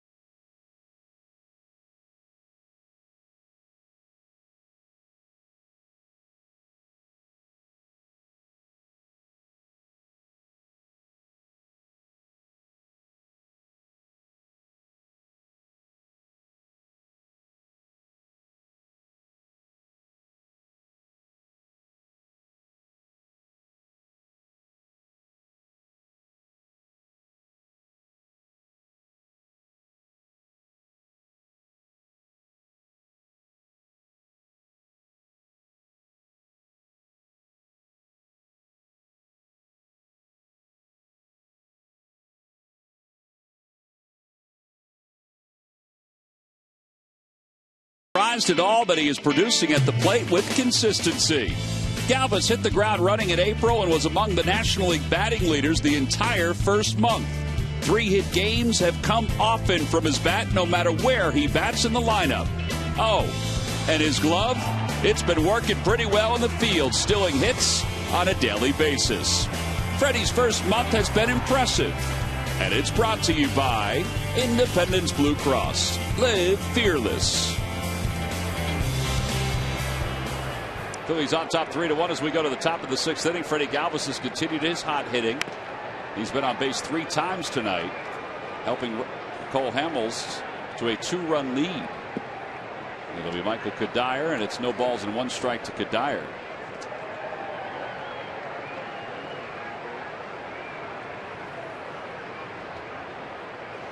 Curveball, and it's 0-2.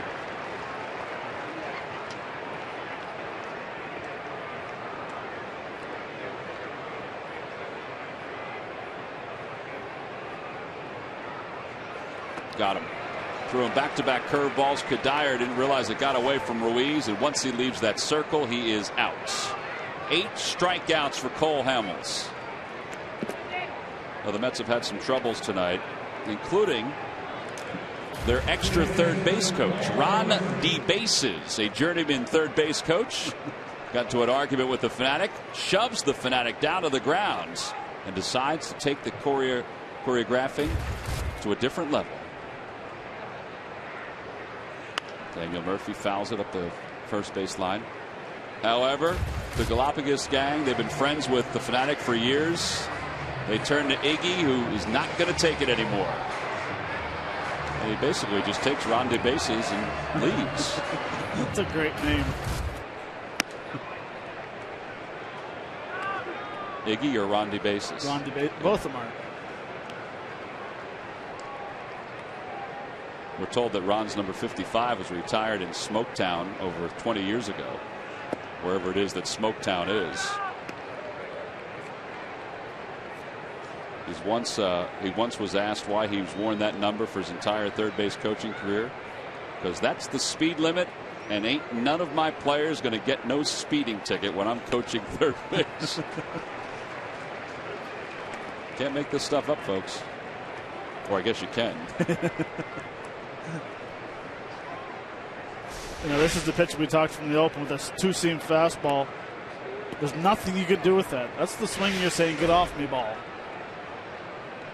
It's so important for a left-hander. Curveball inside, 3-2.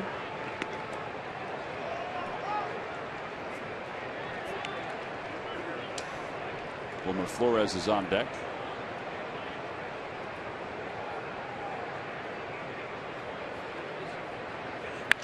Fly ball left center field, playable for Herrera, who was angling that way, and there are 2 outs.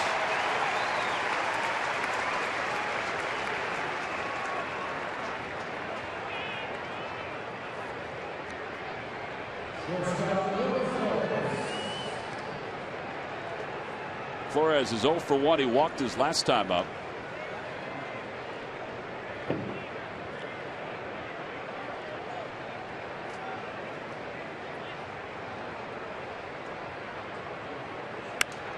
And he pops him straight up. Who's going to get it? Howard comes in and calls everybody off and makes the catch. A 1, 2, 3, 6th inning, 7 in a row retired by Hamels. We'll go to the bottom of the 6th inning with the Phillies nursing a 2-run lead.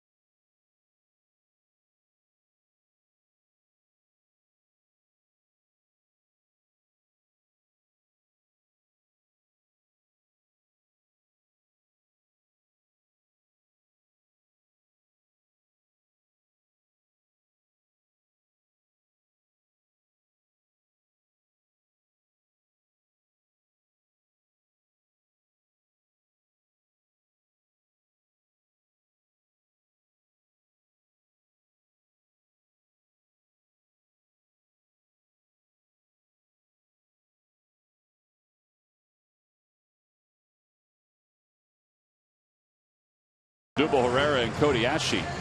Well, 5-game winners so far this year. We talked about this before. Harvey, Bartolo Colon will pitch Sunday as the Mets have changed their pitching rotation for the weekend. Zach Greinke and Felix Hernandez. Despite the struggles of the Mariners to start the year, Hernandez is not struggling.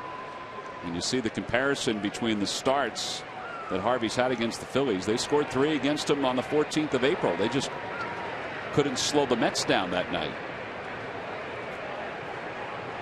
3 here tonight, including a home run by Ryan Howard, the 3rd surrendered by Harvey against the Phillies. Barrett Ruff takes low. It's 1-0.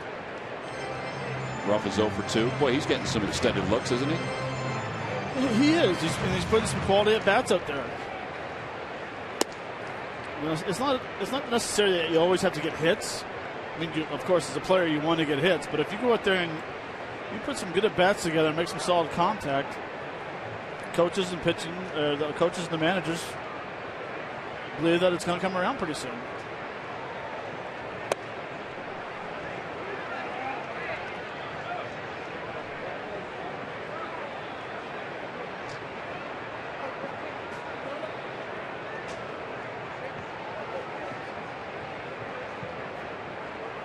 Ground ball to shortstop. Flores is up with it. And 1 out here in the 6th inning. Hansel Robles is starting to throw in the bullpen for the Mets. Harvey's at 80 pitches. This is really not a whole lot. No, but he is 3rd up in the next inning. 3rd hitter, so.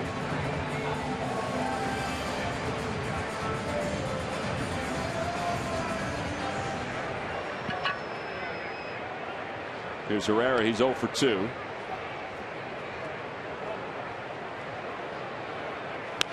Fly ball shallow left. Mayberry comes trotting in, and there are 2 outs.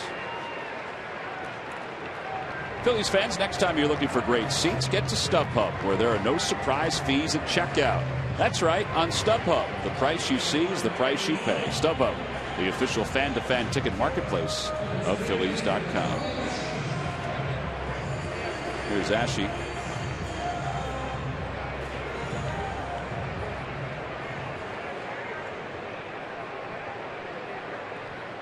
Ashe's 0 for 2. No balls and 1 strike.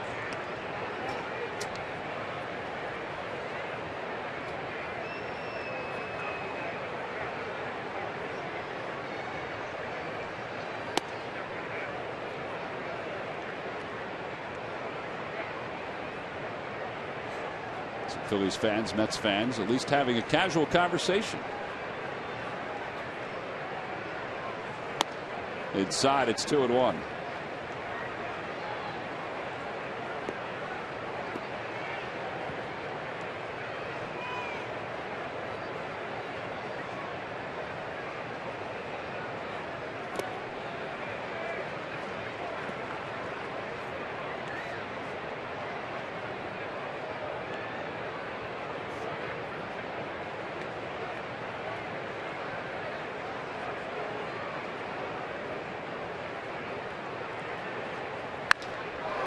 Out toward right center field. Granderson on the run. He's going to have room with this one.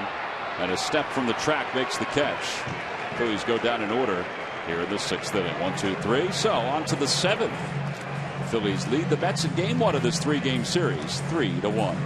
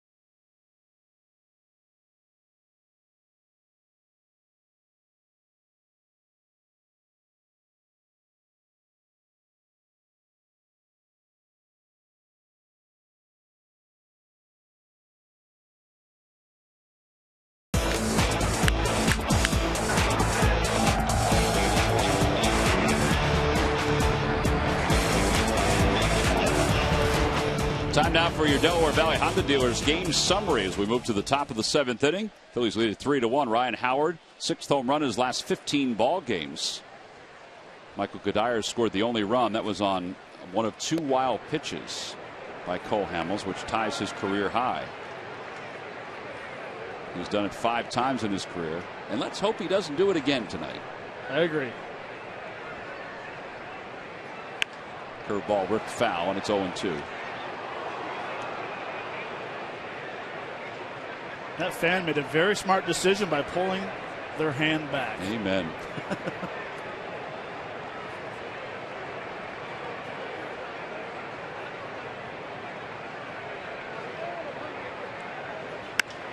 Fly ball, shallow, right center field. Revere calls off Herrera, who then calls off Revere and makes the catch.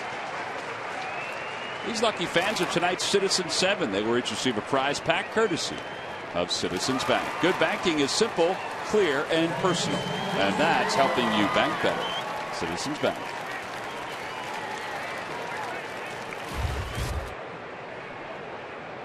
Hamels now 10 fly ball outs, 8 strikeouts, 1 ground out tonight.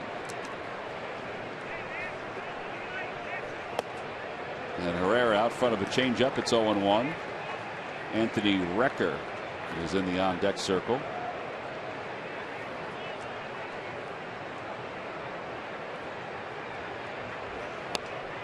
Nice changeup. Sure was. Man.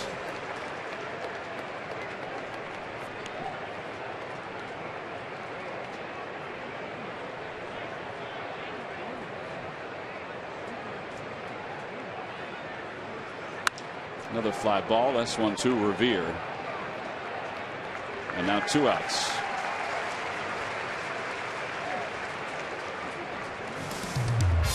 Phillies baseball is brought to you by Jefferson, where help is all we do. Call 1-800-JEFF now or visit jefferson.edu. Buy your Delaware Valley Honda dealers. Hurry to your local Del Val Honda dealer or visit delvalhondadealers.com today. And buy the Pennsylvania Lottery. Benefits older Pennsylvanians. Anthony Recker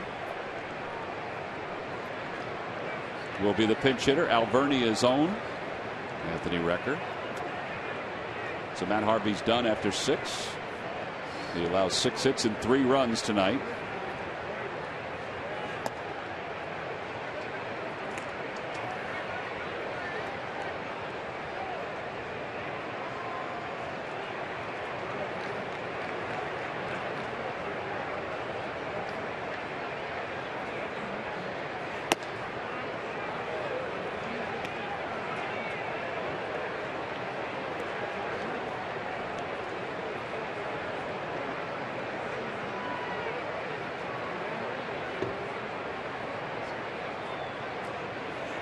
And a line drive, base hit to right field.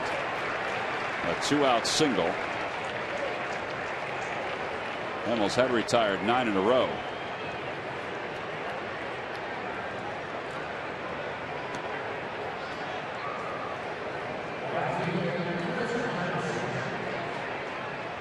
Mike Piazza jersey. Throwback. Hamels by inning 26 in the 4th. That's really the only time he had any heavy lifting. That's when he allowed the run. Granderson takes a strike. It's 0-1.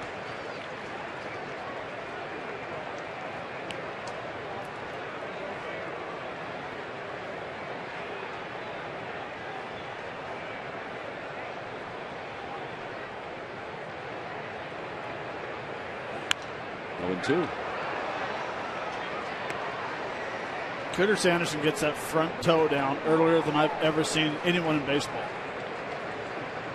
He will never, ever be accused of getting his foot down late.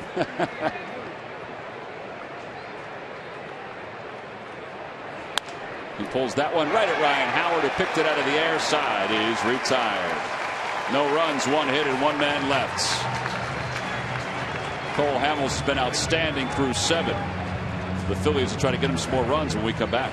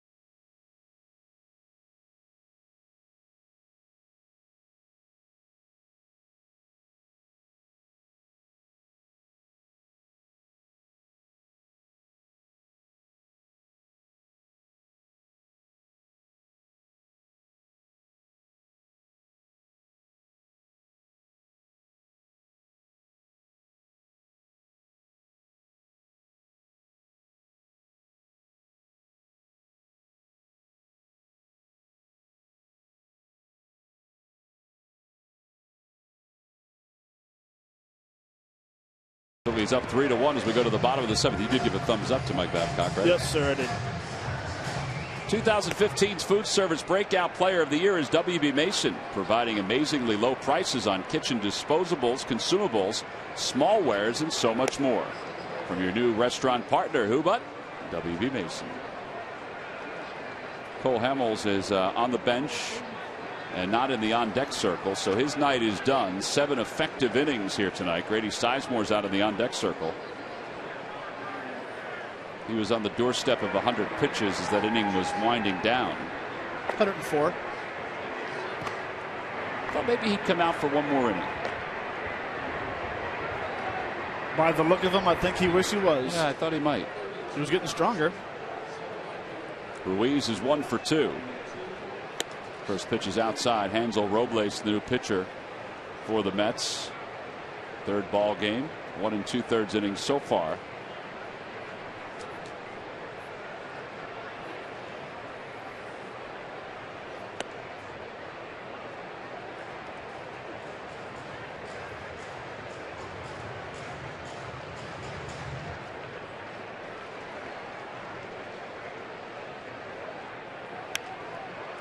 Fly ball, shallow right. Herrera will give way to Granderson. 1 away. Time now for our defensive plays of the game, brought to you by Hyundai. Well, it's all about pitching today. The very nice changeup right there. Another location with a changeup. I think you're catching on where I'm going with. You had a very good changeup working right now. A high fastball, Mayberry Jr. Nice changeup. Another one to, who's that, Anderson? Good curveball right there. So that is why Cole Hamels is the defensive play of the game, brought to you by Hyundai. So Hamels is done. Sizemore is pinch hitting.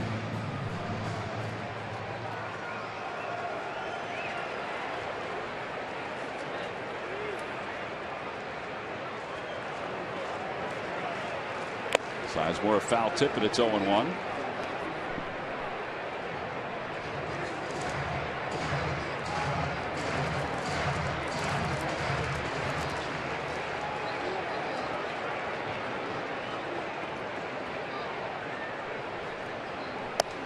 Two.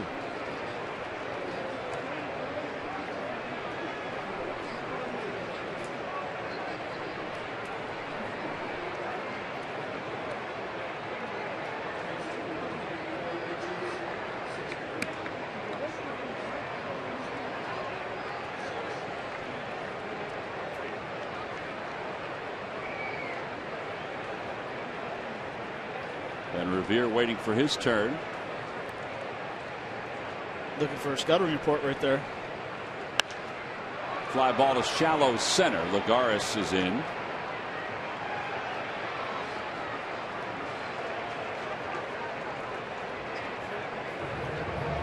Sunday, May 17th. How about this giveaway? The Cody Ashley wiffle ball and bat. Compliments of Sports for All. It's free to fans 14 and under. Tickets can be purchased by going to Phillies.com. That's when the Diamondbacks are in town to wrap up this homestand. It's Sunday, May 17th.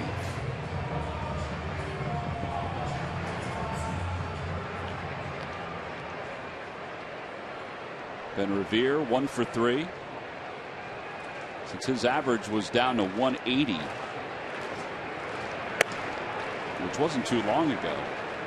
He is now 18 for his last 48.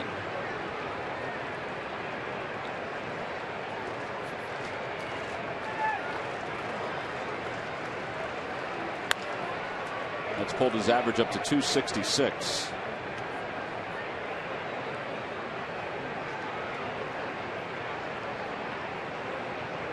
It's amazing how when you're struggling early in April, they moved him down to the 2-hole, hitting 8th at times. They know this is a slow starter. I'll be fine.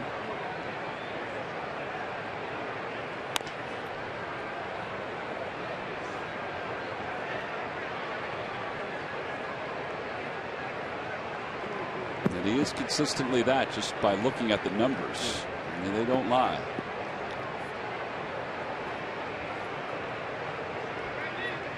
He's got 9 RBIs. Well, last year, how many times? How long was it before he had 9 RBIs last year? That ball hit the bat. That's the second time that's happened to him in the last week. On the road trip, the ball hit the bottom of the bat. Yep. And knob of it. This is that slider, and this is the pitch that's they threw to Sizemore a few minutes ago, and Ben turned back, and you can see him asking the dugout what that pitch was. That's the pitch he was asking about, that high-rising slider. Fly ball center field, playable for Lagares, and 3 straight fly balls, and the Phils go down 1-2-3 in their half of the 7th. All right, well, both teams are now into the bullpen. Kenny Giles is coming in for the Phils when we return.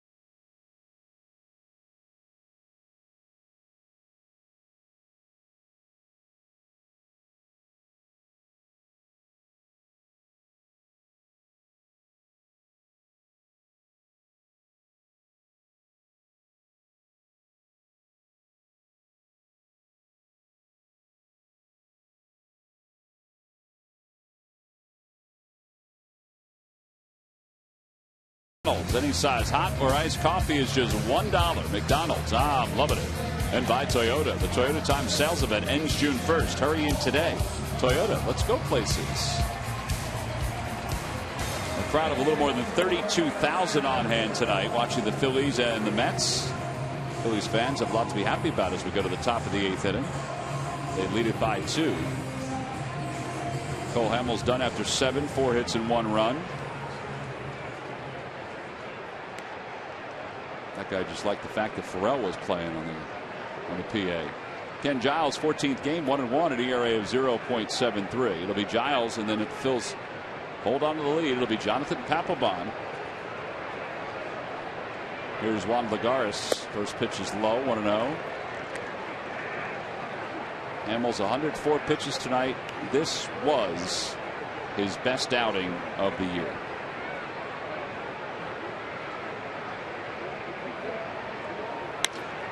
Toward the middle, Galvis to his left is there. 1 out.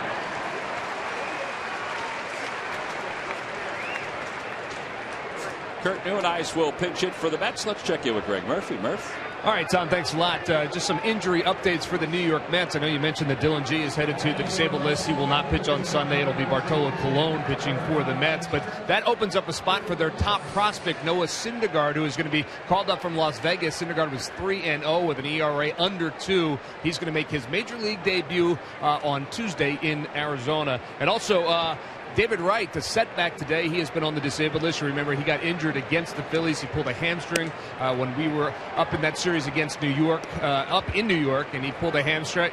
So he's been rehabbing that hamstring. He had a setback with that, and then today had another setback with a lower back injury. The MRI showed no damage to his back, but again, they're going to rest him a little bit. He's on some anti-inflammatories, and he's going to have to hold off on his rehab start. So that's just going to push back his timeline. He is not going to be back. He was hoping to be back with the big club soon, but that will not be the case. He's going to have to rest that back for a little while and then try to start it up again, guys. Yeah, it seems like they're being cautious with it, Murph, because he had a back issue, a fracture in his lower back in 2011. Yeah, and the good news is it doesn't have anything to do with that, according to the MRI. It does look to be more like inflammation than anything else. But, with a guy like David Wright, they're going to be cautious. All right, Murph, we appreciate that. 2 balls and 1 strike to Neuenhuis. Swing and a miss late on a 97-mile-an-hour fastball. Well, that's more like it. 2-2. He threw 198 first pitch. Gil Martin warming in the pen.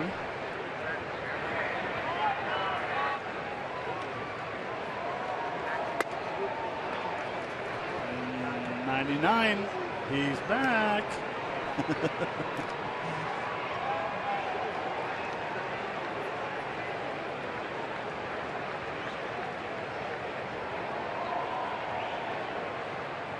Swing and a miss. 2 outs. Boy, Giles is amped up here tonight. Oh, he's getting loose. That's 97 mile an hour fastball to the zone, but as a hitter, you need to try to protect the 2 strikes. And he is getting loose. He's getting loose. And Cole Hamels topped out at 94 today, 95. So it's nice to see. Well, here's Kadire, who is 1 for 3. Takes low, 1-0. By the way, Matt, while we were gone, our friend Jamie Trout from the Phillies front office, he and his wife Sarah welcomed their 2nd daughter. A little belated congratulations. Little Annie will join big sister Kate in the Trout household. Congratulations. Frenchie had a chance to find out yesterday that they're having a 2nd child, a little baby boy, due in October. So congratulations to the Francoeur family. Boy, he must be through the roof that it's going to be a boy. 5-3 on the putout. Side is retired in order here at the top of the 8th inning. Well, this was as good as we've seen Kenny Giles tonight. We'll go to the bottom of the 8th. Freddie Galvis is due to lead things off.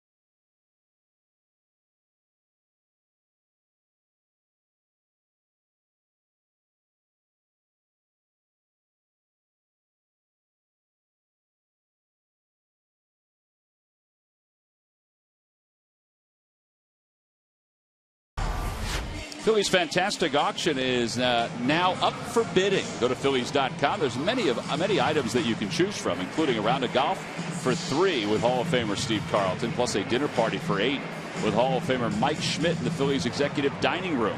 The auction ends auction ends on the 13th and 14th.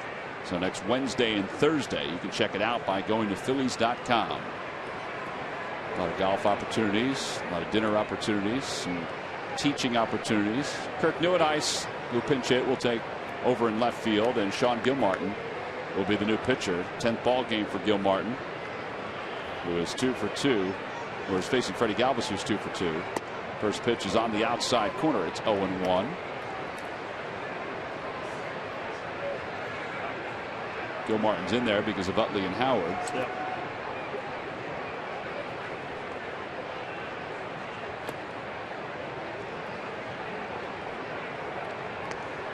Gilmartin, not very overpowering. 4-pitch pitch. He'll top out at 90 miles an hour, but his best pitch to right-handed hitters is that changeup. Chopper back toward the middle. Flores can't get it, and Galvis is 3 for 3. Well, another 3-hit night. He's among the leaders in that category And he's aboard to start the bottom of the 8th as the Phils go in search of some insurance runs with Papelbon warming up in the bullpen.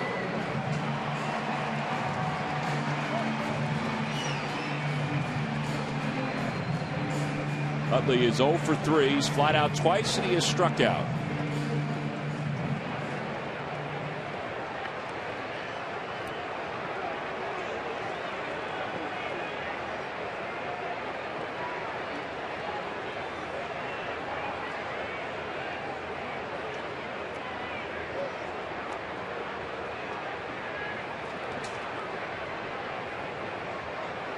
Galvis takes his lead off first. Utley out front. It's 0-1. Galvis, by the way, now 6 3-hit games this year. A lot of hard work.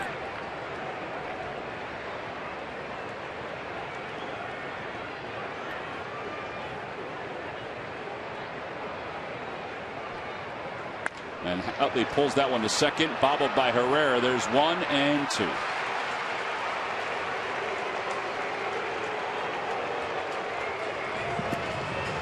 Hear a little smattering of boos from the crowd here tonight.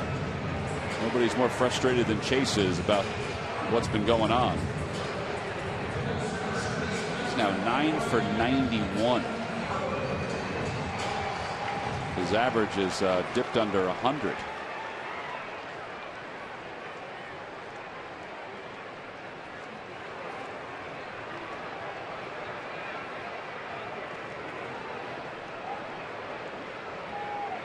Howard is 2 for 3. Breaking ball.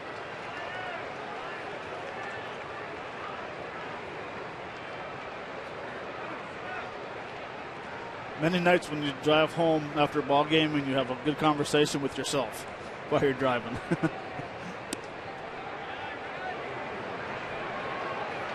Here's Papelbon throwing in the pen.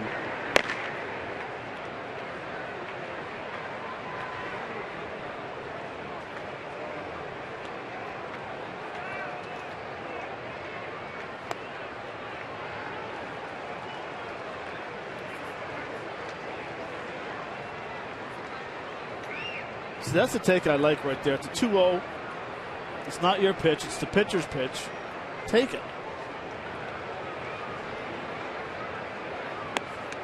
They tied him up with a fastball. It's now 2-2. Yeah, that's that two-seamer from a left-hander. Which was very effective tonight for Hamels. And it was. And it's just there's really nothing you can do with it.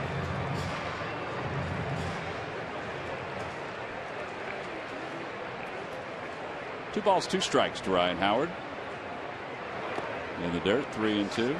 I always thought the 2 hardest pitches to hit in baseball was a sinker from a left-hander and a straight change from a right-hander. Because you can never determine the velocity of a fastball or a changeup coming from a right-hander. And a two-seamer from a left-hander, good night.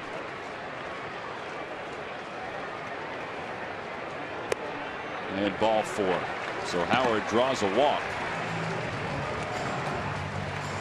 And Darren Ruff is coming up. Later tonight, be sure to catch an interview with the Union's first homegrown player in club history, Zach Pfeffer. Plus, former North Carolina LaSalle University standout John McCarthy takes us, North Catholic and LaSalle University standout. John McCarthy takes us full circle. Watch State of the Union tonight at 11:30 right here on Comcast Sportsnet.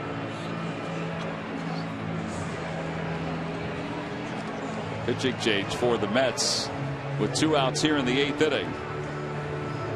Phillies have a base runner. We'll be back right after this.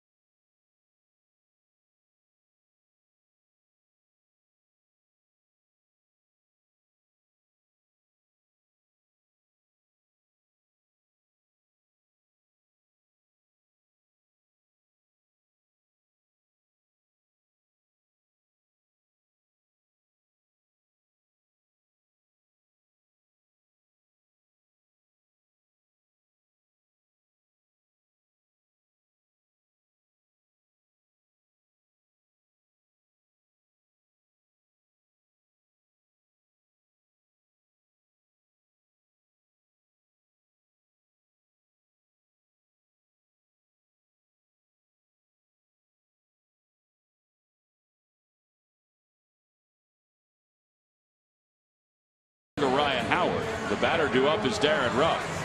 Andres Blanco is the pinch runner for Howard.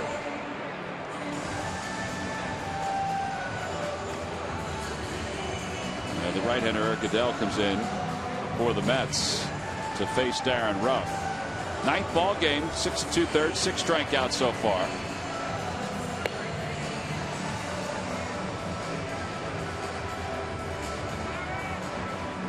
Phillies games are fun for a group, but do you know how charitable they can be? Groups of 25 or more are eligible for fundraising opportunities that benefit their designated cause. It's a great way to raise funds and awareness. Learn more at Phillies.com/group tickets.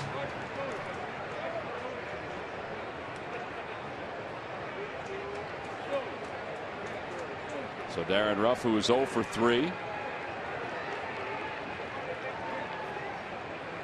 Takes inside, 1 ball and no strikes. Be interesting to see what they do in the bottom of the ninth. If they're putting Ruff at first base and Frenchie in right. I think that's what they would have to do because Sizemore's already hit. Unless you put Chase at first, Blanco at second.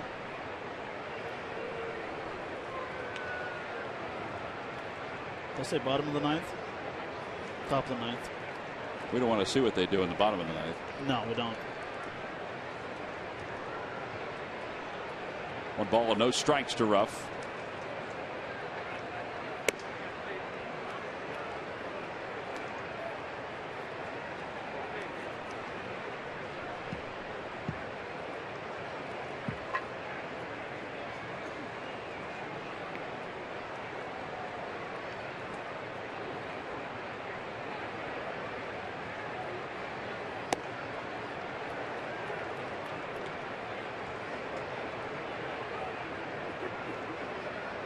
Nice to see about a 2-run insurance home run right here. Be great. A little fastball right in the middle.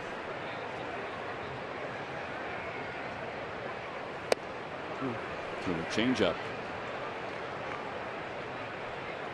2 balls, 2 strikes.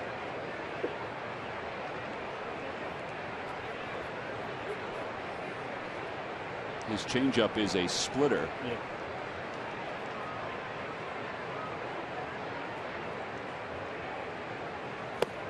And he gets him with the same pitch. So the Phils will go to the top of the 9th inning with a 2-run lead. No runs, 1 hit, 1 man left. Daniel Murphy will be the first one to face Jonathan Papelbon when we come back.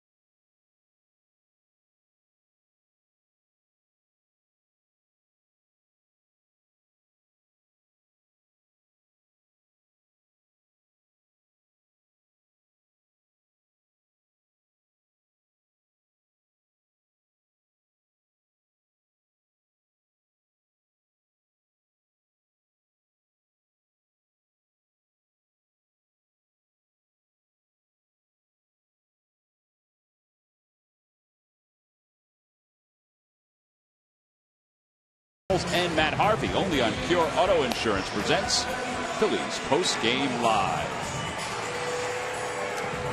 Phillies make some changes in their outfield defense. Ben Revere moves from right field to left field. And Jeff Francoeur will take over in right field. Darren Ruff comes from left field to first base. And Jonathan Papelbon will be the new pitcher for the Phils. Papelbon with 111 career saves in a Phillies uniform. If he gets one tonight, he will tie Jose Mesa on the all-time list. Well, there you see it. Mesa, Papelbon, Bedrock, Mitch Williams, and Brad Lidge at an even 100. Daniel Murphy is 0 for 2, hit by a pitch his first time up. First pitch is over. It's 0-1.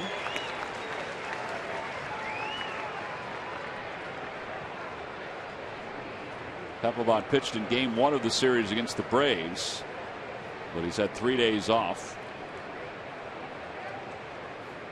0-2. It's a good location on that pitch right there, that split finger fastball.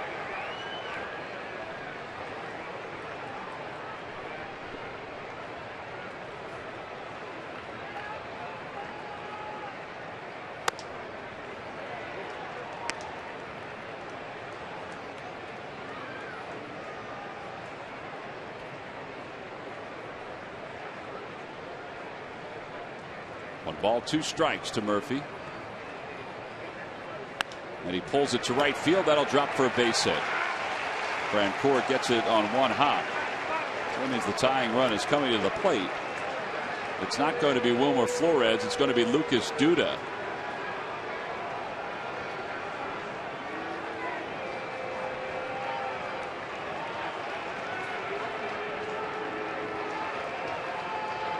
Mets are down to 2 bench players after Duda is introduced. Bob McClure is running out. Give a little scouting report to Papelbon.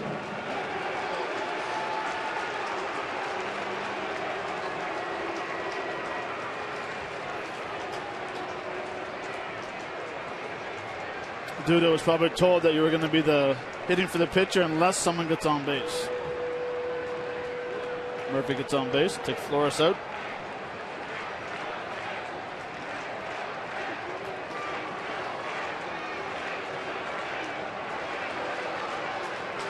So now the tying run will come to the plate.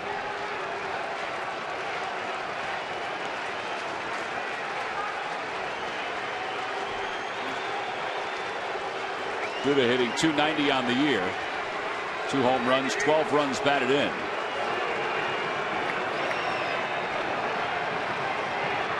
Two career pinch hit home runs.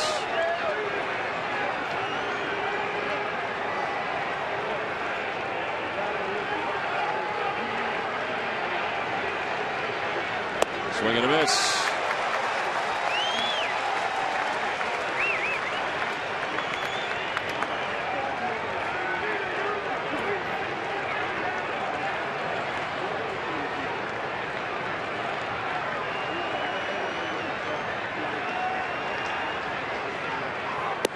Just a bit outside, so 1 ball and 1 strike.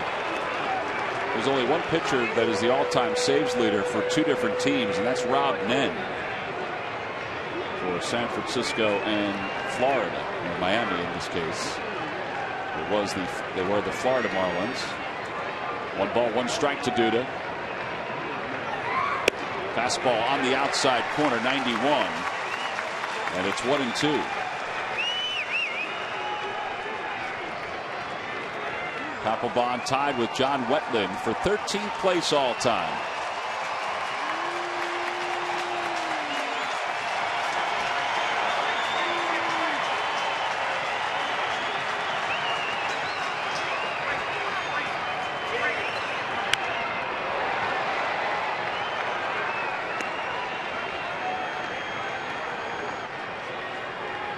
Need to have a better location with that fastball.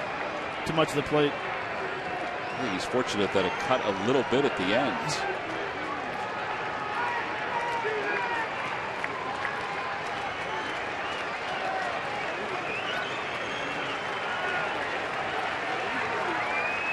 Now the 1-2 pitch.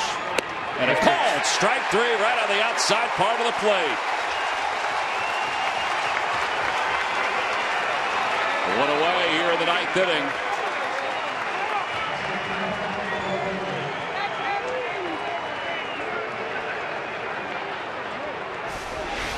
Check Chooch is set up just on the outside corner of the plate. Papelbon delivers it right where he was going for it. Milwaukee is 1 for 3.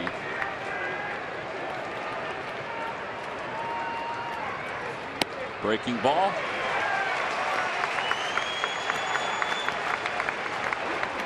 Papelbon does have all different ways to get you out now.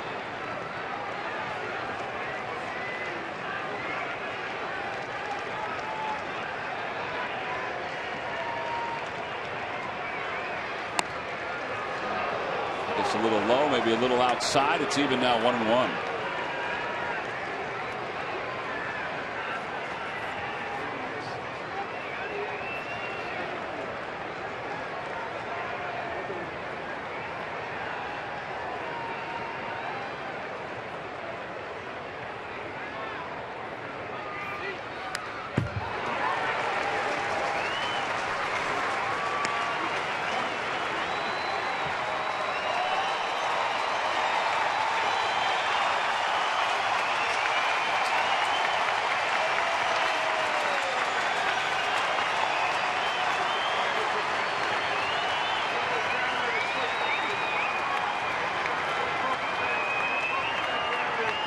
Feel that dart backdoor fastball.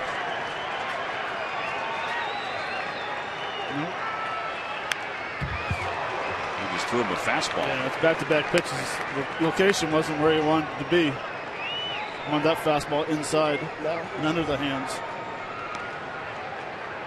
Well, let's see what he does here. If he comes back with a splitter, maybe the breaking pitch instead of the fastball, or just better location on the fastball. I think better location on the fastball away.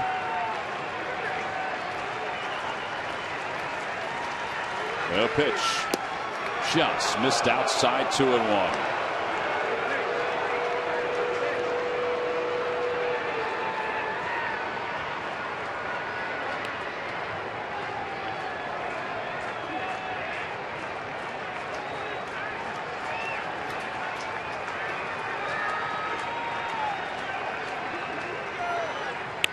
Over toward third, a foul ball. Get him back in. Murphy goes back to first. Cole Hamels started the game, went 7, allowed 1 earned run, struck out 8, scattered 4 hits. Then Giles, a 1-2-3 eighth inning. 2 balls, 2 strikes. Swing and a miss. He got him to chase. That's a huge strikeout right there. That's a great split finger fastball. Now I'll give you the opportunity to back up Darren Ruff at first base. Allow Murphy to steal second base if he wants to. This is just a great pitch right here. The late break straight down split finger fastball. See the grip right there? Tumbling down. Hard to hold up. There are 2 strikes on you. It was tumbling. Herrera tonight is 1 for 2. Intentional walk his second time up after doubling his first time up. First pitch swung on and missed. It's 0-1.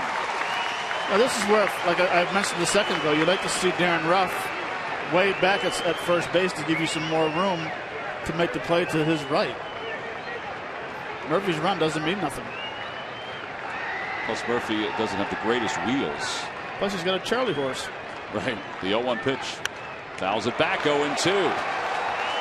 32,734 coming to their feet.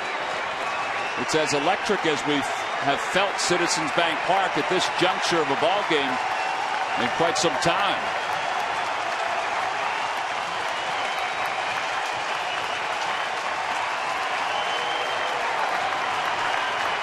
No balls and 2 strikes. Papelbon is ready. And a breaking ball just a bit outside. It's 1-2.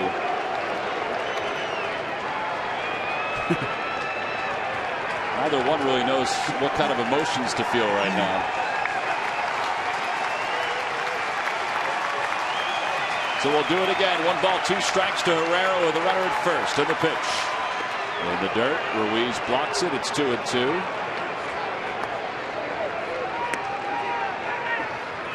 Jonathan says, come on, Carlos, let's chat a little bit.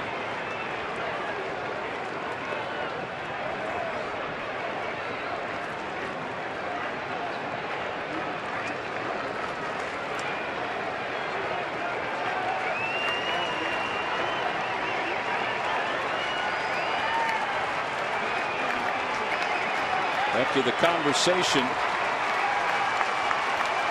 Papelbon is ready to go.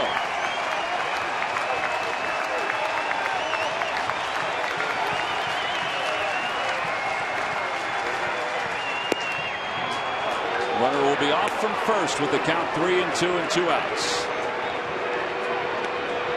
And now Ruff does play behind, way behind.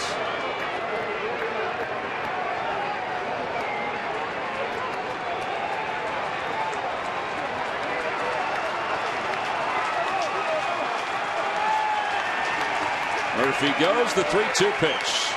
In the air to left center field. This should do it. Revere says he has it. He's under it and makes the catch. And Jonathan Papelbon has pulled into a tie with Jose Mesa on the Phillies all-time saves list with number 112 as a member of the Phillies franchise. And the Phillies take game 1 over the Mets by a final score of 3-1. Well, Ryan Howard had himself a productive night at the plate. Not only did Howard blast his 6th home run of the year, but this was after an RBI single back in the first inning, as the Phillies finally have beaten Matt Harvey, who was 5-0 in 5 games against the Phillies during his career. 3-1 the final score. Well, this was as clean and as efficient a game as we've seen the Phillies play so far this year. Wouldn't you agree, Matt? I would. And they played small ball against some stolen bases, and here's the last out of the game. There's a backup slider popped to the left field. I think they played all in all a very good game. They had timely hitting, a big home run by Ryan Howard, and the way you want to set it up is Cole Hamels goes 7, Giles goes 8, Papelbon comes in 9, and that's the bottom line. Yeah, that's the other thing, too, is obviously Papelbon gets the save. It's number 112 for his career. Giles was lights out tonight in the 8th inning. I mean, it was the Ken Giles of last year, topping off at 98 miles an hour. It was. He committed. He was throwing pitches, throwing strikes, and that's why the Chevy player of the game was Cole Hamels. And all he did tonight was go out and pound that strike zone with every pitch he had. Started with the sinkers in the first inning, set up against the left-handers. Had great command of his curveball, his changeup throughout the game. His tempo was very good, I thought, the entire game. It looked like he was on a mission tonight, and that's why you see all these pitches.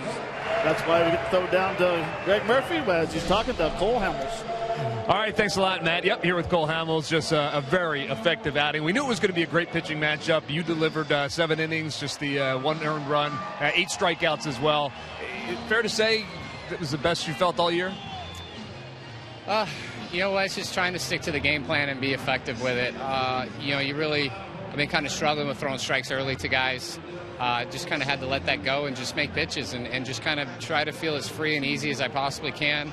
Chooch had a great game. We were we messed up a little bit, but we really were on the same page the whole time when we were discussing it earlier before the game.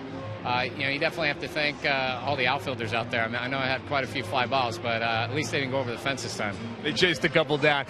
We make so much of the pitching matchups. A guy like Matt Harvey has started off terrific this season. Yourself, I know you're not pitching against him, but do you get the adrenaline flowing just a little bit more when you see that kind of matchup? I think I'm just happy for the fans. You want to deliver something, to give them some good entertainment, kind of keep their their focus on the game a little bit more. You do. It's nice to be able to pitch against the best. When you're pitching against the best, you try to stay within yourself, but at the same time you want to go a little bit outside the norm and see what you got. So it is, but it's I think anytime you get to do it, you look forward to the matchup, and you hope that you have many more to come. A very cool moment that fans didn't get a chance to see. Jonathan Papelbon ties the record for the all-time saves leader here in Philadelphia. He walked down the steps, shook your hand, and he gave you the game ball. You just put it in your back pocket. You said you're going to give it back to him, but just talk about Pap and what that means for a guy who now is on top of 2 organizations. It's outstanding. It really has to show you have to give the credit to his work ethic, how he prepares, and how he goes out there and attacks hitter. He loves the game of baseball. He loves to compete at the highest level. And this is what kind of shows people what type of player he is. He's probably one of the best teammates I've ever played with. So, he's fun to watch, and I have the utmost confidence when he comes in behind me that he's going to get the job done, and it's fun to watch. Everybody got the job done tonight. Congrats on the win, Cole. Thanks for your time. Guys, back upstairs. All right, Murph, thank you. We appreciate that. 3-1, the Phillies win it. Our W.B. Mason deliveries of the game. We talked about it. Ryan Howard had a pretty good night offensively, Matt. Well, he did. It was back in the first inning at the 2-0 single, which scored Freddie Galvis after Freddie steals second base to set it up. And then the fourth inning, the first pitch fastball, low and away. We've seen that swing many, many times. And hopefully we see it many more times to come. It's a home run to left center. That is why that's the 2 deliveries of the game brought to you by W.B. Mason.